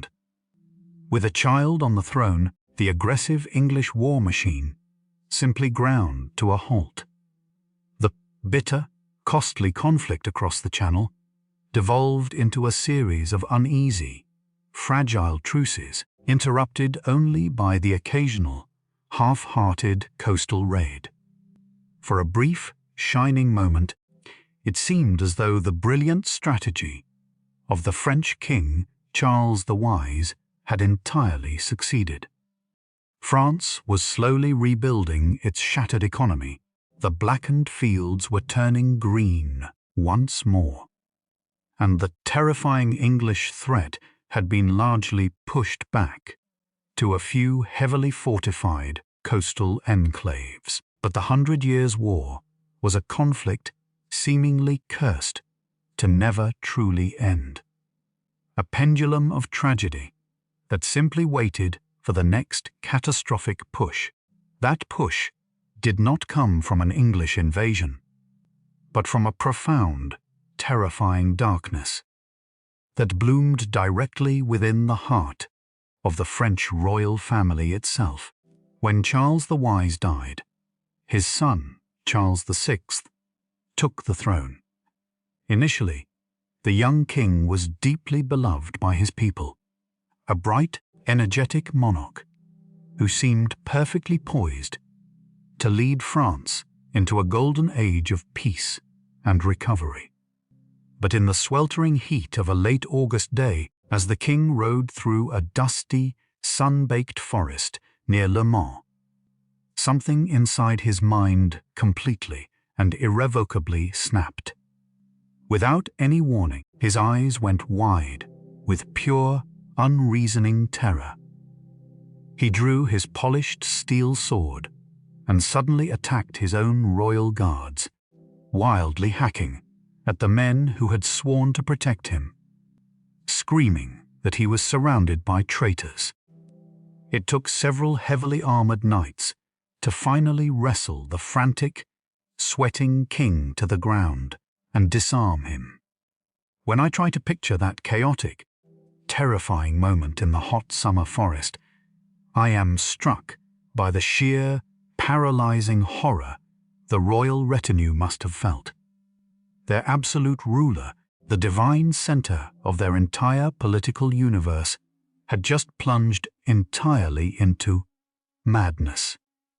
This tragic event was not a singular, isolated breakdown. It marked the terrifying beginning of a severe mental illness that would violently plague Charles VI for the rest of his long, tragic life. His madness manifested in deeply bizarre and heartbreaking ways. There were long, dark months where he completely forgot his own name, fiercely denied that he had a wife or children, and refused to wash or change his soiled linen clothing for weeks on end. The sprawling, echoing halls of the royal palaces in Paris were filled with the unsettling sounds of the king, running wildly through the corridors, howling like a hunted wolf. But perhaps his most famous and poignant delusion was his absolute, terrifying conviction that his body was made entirely of fragile, thin glass. The Glass King, as he became known, lived in a state of constant, suffocating fear of shattering into 1,000 pieces. He ordered his tailors to sew thick, rigid iron rods directly into the heavy velvet fabric of his clothing to prevent his fragile body from bending or breaking. He would wrap himself tightly in layers of thick, heavy blankets, refusing to let his servants or even his own doctors come anywhere near him, absolutely terrified that a single careless touch would cause him to shatter into jagged shards on the cold stone floor.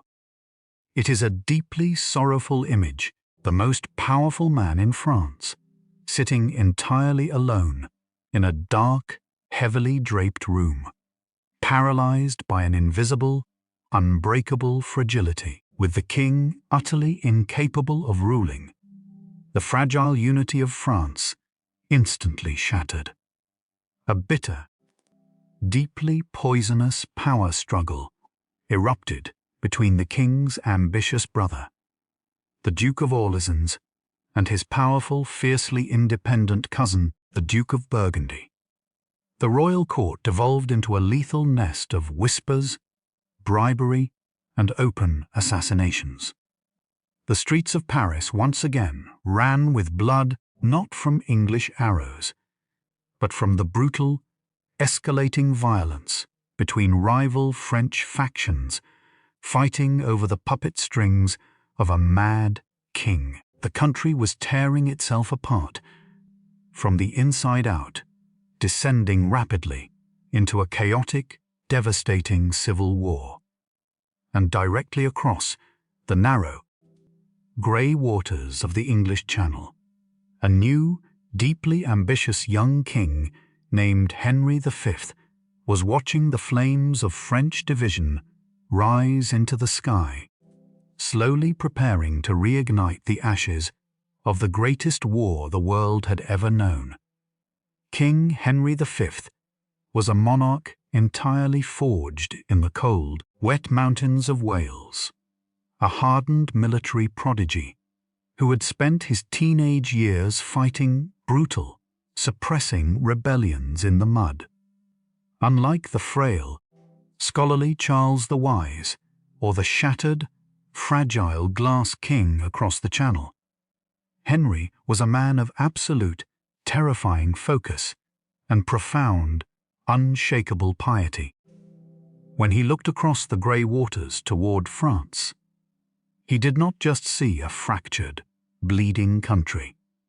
He saw a divine opportunity, a kingdom he genuinely believed was his absolute right under the eyes of God.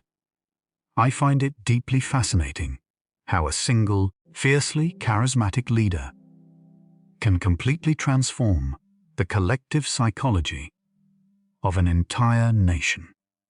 Within a few short years of taking the throne, Henry had completely united a previously divided England, channeling their restless energy into a singular, aggressive purpose: the total conquest of France. The preparations were staggering in their scale.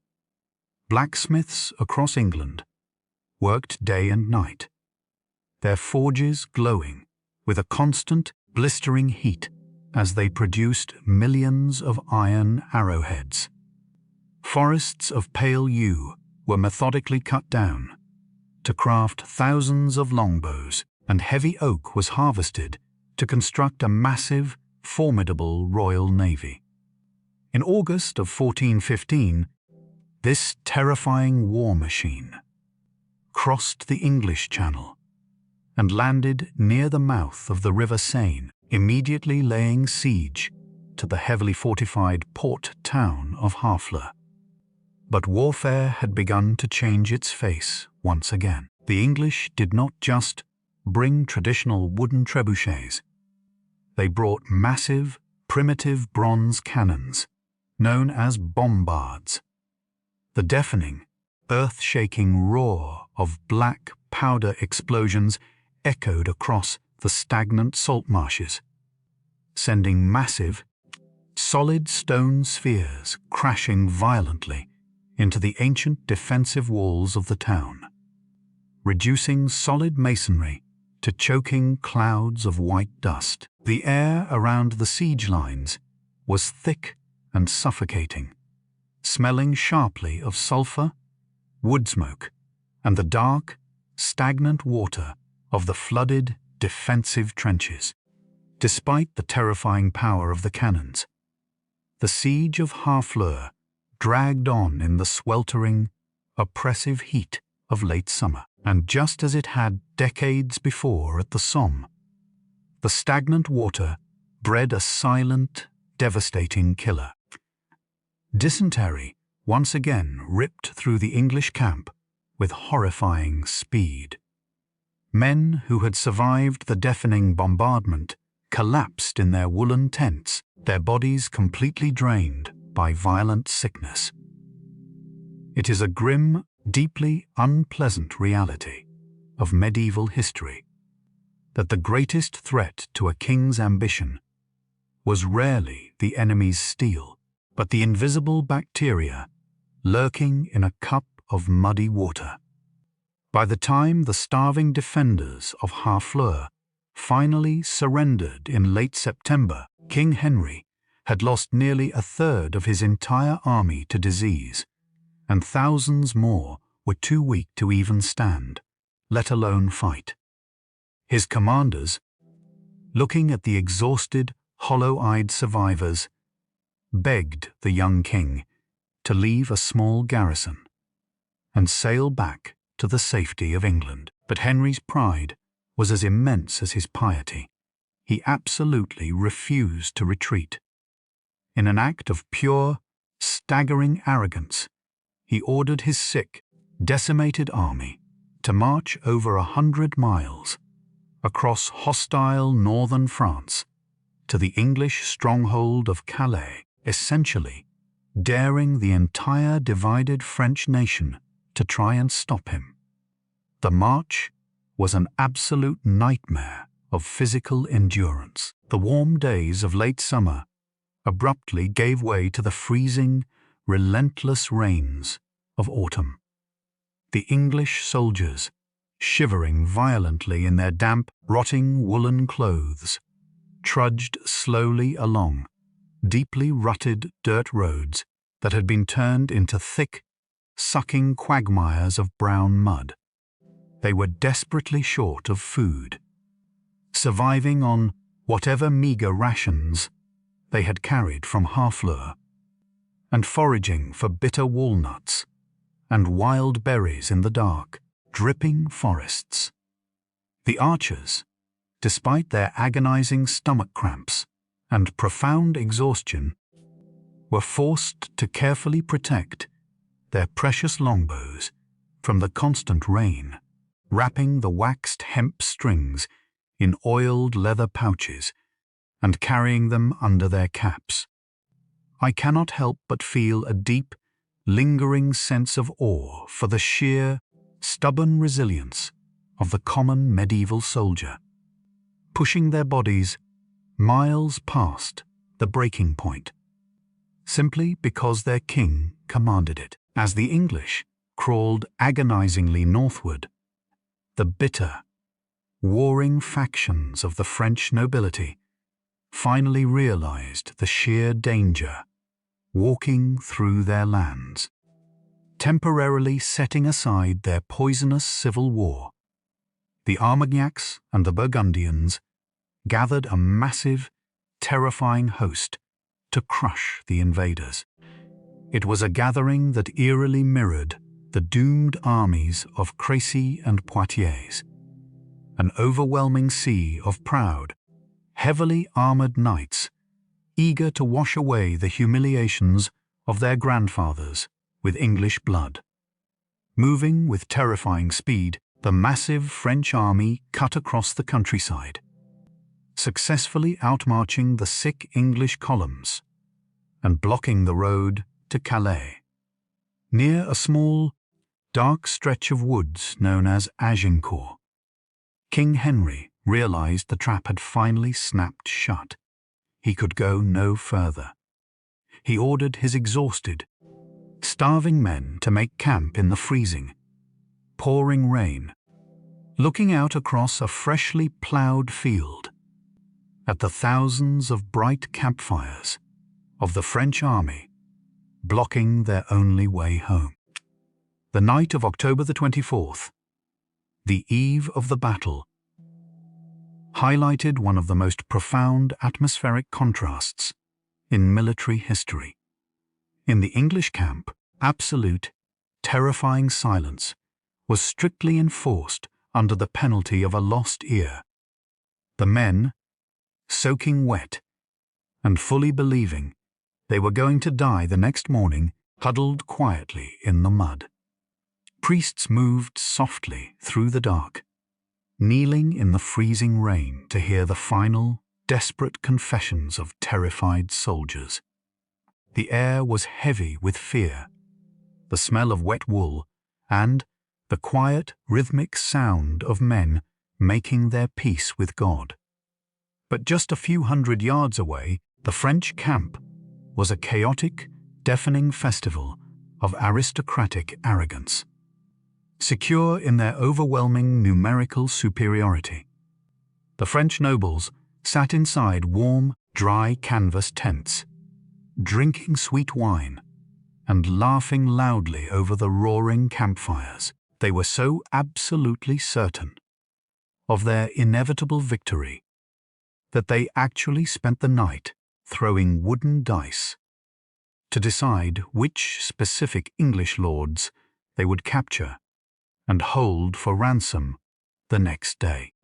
The ploughed farmland stretching between the two camps was continually pounded by the heavy autumn rain, silently churning the deep clay soil into a thick, impassable bog that would soon become the true, undisputed victor of the horrors to come. When dawn finally broke on October the 25th, the heavy, relentless rain finally stopped, leaving behind a thick, freezing mist that clung tightly to the dark trunks of the surrounding trees. It was the feast day of Saint Crispin. As the pale grey light slowly illuminated the ploughed field between the woods of Agincourt and Tramcourt, the horrifying reality of the battlefield became entirely clear. The freshly tilled earth had been transformed by the night's deluge into a deep, clinging, treacherous lake of thick clay mud. King Henry, riding a small grey horse and wearing a brilliant polished crown over his steel helmet, rode quietly up and down his thin, exhausted lines. He did not shout. He spoke in low, intensely earnest tones to his starving men, reminding them of their homes, their families, and their undeniable duty to their king. The English archers, their bodies shaking violently from the biting cold and the ravages of dysentery, stripped off their heavy, soaked woolen trousers to move more freely, standing bare-legged in the freezing muck. With heavy wooden mallets, they drove long, sharpened oak stakes deep into the mud in front of them, creating a deadly, bristling wall of wood to protect their fragile lines. Across the expanse of that terrible, muddy field, the French host finally began to assemble. The sheer scale of their army was breathtaking, a glittering, impenetrable wall of highly polished steel and brightly painted silk surcoats, but the narrow space between the two thick forests forced the massive French army to pack tightly together, entirely negating their incredible numerical advantage. When the French vanguard finally began their advance, it was not the swift, terrifying cavalry charge of the past. The immense weight of their heavy plate armor, combined with the incredibly deep, sucking clay, instantly reduced their glorious march to an agonizing, painfully slow slog. I find it deeply horrifying to consider the sheer physical effort required just to lift a single iron-shod boot out of that thick, freezing mud, only to sink even deeper with the very next step. Every movement was a massive struggle. The air quickly filled with the metallic clanking of heavy armor, the desperate, straining grunts of exhausted men, and the terrifying, squelching sound of thousands of boots, churning the earth into a sticky, inescapable trap. King Henry gave the signal. The English longbowmen, standing barefoot in the cold mud, drew back their waxed strings and unleashed a truly devastating storm of steel. The whistling hiss of the arrows cut through the damp morning air, dropping like a violent, unnatural hail upon the tightly packed French lines, while the new, thicker plate armor of the French knights could often deflect the arrows. The sheer volume of the volley forced them to lower their heads and snap down their heavy steel visors to protect their exposed faces. This natural, defensive reaction instantly blinded them. Unable to see clearly through the tiny eye slits of their helmets and deafened by the continuous clatter of arrows striking their armor, the French knights stumbled blindly forward, pushing violently into the backs of the men in front of them. The narrow battlefield became a terrifying, crushing bottleneck of heavily armored bodies, pressing relentlessly forward into a wall of sharp wooden stakes and screaming steel. As the exhausted, muddy French vanguard finally reached the English lines, the true, unimaginable horror of Agincourt began. Men slipped and fell into the deep mud. Because they were packed so incredibly tight, once a knight went down under the crushing weight of his heavy armor, it was absolutely impossible for him to stand back up. The men behind them, pushed forward by the blind, unstoppable momentum of the massive army, simply trampled directly over their fallen comrades, pressing them deep into the suffocating clay. It is a deeply unsettling reality that a massive portion of the French nobility who died that day were not killed by English blades, but simply drowned in inches of thick, freezing mud, completely crushed under the weight of their own men. The battle degenerated from a tactical military engagement into a visceral, desperate slaughterhouse. There is absolutely no romance to be found in the reality of medieval combat. It is only sweat, terror, and the desperate, animalistic struggle to breathe. Seeing the French knights floundering helplessly in the thick mud, the English archers made a truly terrifying decision. They threw down their longbows, drawing heavy lead-weighted mallets, short, brutal hunting axes, and long, thin daggers. The bare-legged, starving commoners sprinted lightly over the deep mud that was completely trapping their heavily armored enemies. They leaped onto the backs of the fallen knights like a pack of starving wolves, bringing down massive, armored bears. The archers used their mallets to violently smash in the delicate hinges of steel visors, and their thin daggers to find the tiny, vulnerable gaps in the plate armor at the armpits, the groin, and the neck. It was an intimate, brutally efficient massacre. The proudest, wealthiest aristocrats of France were being systematically butchered in the freezing mud by sick, exhausted peasant farmers. King Henry himself fought directly in the center of the chaotic melee. His polished golden crown, dented and heavily scarred by a French battle axe, standing fiercely over the wounded body of his own younger brother to protect him from the surging, desperate crowd.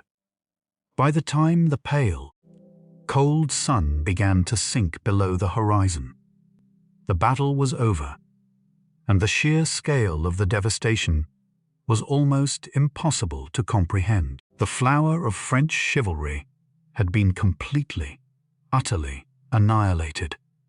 The muddy field was piled impossibly high, with thousands of bodies, a tangled, horrific mountain of dented steel, torn silk, and crushed humanity. King Henry V stood victorious amidst the carnage, his face smeared with soot, sweat, and the blood of his enemies. He had won a truly miraculous, impossible victory against overwhelming odds, a triumph that would instantly elevate him to the status of a living legend in England. But, as he looked out over the sprawling, silent sea of the dead, surrounded by the moans of the dying, and the chilling, absolute stillness of the frozen mud, the young king knew that capturing a single bloody field did not mean he had captured the entire kingdom. France was deeply broken, entirely leaderless and bleeding out in the cold rain. But the war, the endless, grinding century of suffering, was somehow still not over. In the years that followed the staggering slaughter at Agincourt, the English crown seemed absolutely, terrifyingly invincible. King Henry V marched relentlessly through the shattered remnants of the French nobility, eventually forcing the desperate, broken French court to sign a humiliating treaty that essentially handed him the entire kingdom. He married the beautiful French princess, Catherine of Valois, and secured the promise that their unborn child would one day rule both of the great nations. But fate, as it so often does in the sprawling, unpredictable tapestry of history, possessed a deeply ironic and cruel sense of humor. Just as Henry stood on the absolute precipice of his ultimate, lifelong dream, preparing to officially place the heavy golden crown of France upon his own head, the invisible killer of the medieval world returned to claim him. Henry contracted dysentery during a grueling, sweltering summer siege. The man who had miraculously survived the brutal, bloody melee in the freezing mud of Agincourt was slowly, quietly hollowed out by sickness in a damp military camp, dying at the incredibly young age of 35. He left behind a fragile infant son and a massive, unwieldy empire that was entirely dependent on his own sheer, terrifying force of will to hold it together. With Henry gone, the unstoppable English momentum began to stall. But the French were still far too broken, impoverished, and deeply divided to push them back. The war rapidly devolved into a grinding, miserable stalemate that dragged on for another agonizing decade. The great cities of northern France, including the vital, heavily fortified city of Orleans, were completely surrounded by English siege lines. The people trapped inside those thick stone walls were slowly starving to death, their homes crumbling under constant, deafening bombardment from primitive English cannons. France was a nation utterly devoid of hope, a dying, bleeding body simply waiting for the final, fatal blow to fall. I always find it deeply moving to consider the sheer, profound darkness of this specific moment in history. The professional armies were exhausted. The powerful nobles were bankrupt or dead, and the kings were literal children or completely mad. The salvation of France did not come from a brilliant general, a wealthy duke, or a foreign alliance. It came from a 17-year-old peasant girl who could not even read or write her own name. Her name was Joan. Joan of Arc arrived at the desperate royal court in the towering, shadowed stone fortress of Chinon, claiming she had clearly heard the voices of angels and saints in her father's quiet, sun-drenched garden, commanding her by divine right to drive the English from her home. Dressed in men's clothing and wearing a suit of brilliant white plate armor, specifically forged for her small, slight frame, she rode toward the besieged city of Orleans, carrying a beautiful white silk banner painted with bright gold lilies. When I picture Joan riding at the head of a desperate, ragged army of French soldiers, I see the absolute, blinding power of pure faith. She did not know military tactics. She only knew absolute, unshakable conviction. Her sudden arrival at Orleans was like a violent spark falling directly into a room full of dry black powder. The exhausted French soldiers, inspired entirely by the sheer, unbelievable courage of this teenage girl, holding her bright banner high amidst the flying iron arrows and roaring stone cannonballs, launched a massive, desperate assault against the English siege forts. The air was filled with the deafening roar of gunpowder, the shattering of ancient stone, and the triumphant, echoing cries of a people who had finally remembered exactly how to hope. Joan miraculously broke the siege of Orleans and cleared the winding, dangerous path through enemy territory to the ancient, soaring cathedral at Reims. There, surrounded by the heavy, sweet-smelling smoke of burning frankincense and the beautiful, angelic voices of the church choir, echoing off the vaulted stone ceiling, she stood proudly in her dented white armor as the Dauphin was finally anointed and crowned King Charles VII of France. It was the absolute pinnacle of her miraculous journey, a moment of profound, transcendent victory that fundamentally shifted the psychological balance of the entire century-long war. But the brilliant flames of Joan's brief life were tragically destined to burn out far too quickly, captured by her bitter political enemies and sold directly to the English. She was subjected to a deeply biased, agonizing, and exhausting trial in the cold, echoing stone halls of Rouen. She was locked away in a dark, damp cell, heavily chained by her small wrists to a thick wooden block, enduring months of relentless interrogation by men who were absolutely desperate to prove her a heretic and a witch. The end of Joan's story is undoubtedly one of the most heartbreaking tragedies in all of human history. In the crowded, noisy cobblestone marketplace of Rouen, a massive wooden pyre was built.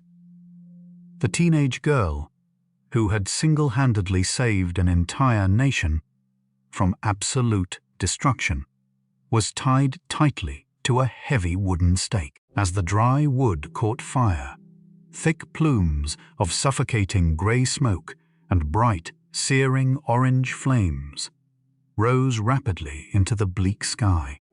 She did not curse her executioners. She simply asked for a small, rough wooden cross to be held up high before her eyes, keeping her gaze entirely fixed upon it as the thick smoke completely engulfed her. When the terrible fire finally died down, leaving nothing but grey ash drifting lazily on the cold wind, a profound, heavy silence fell over the massive crowd. Even the hardened English soldiers, who had gathered to watch the execution, were said to have wept openly, quietly murmuring to one another that they had just burned a living saint. But Joan's death did not save the fading English cause.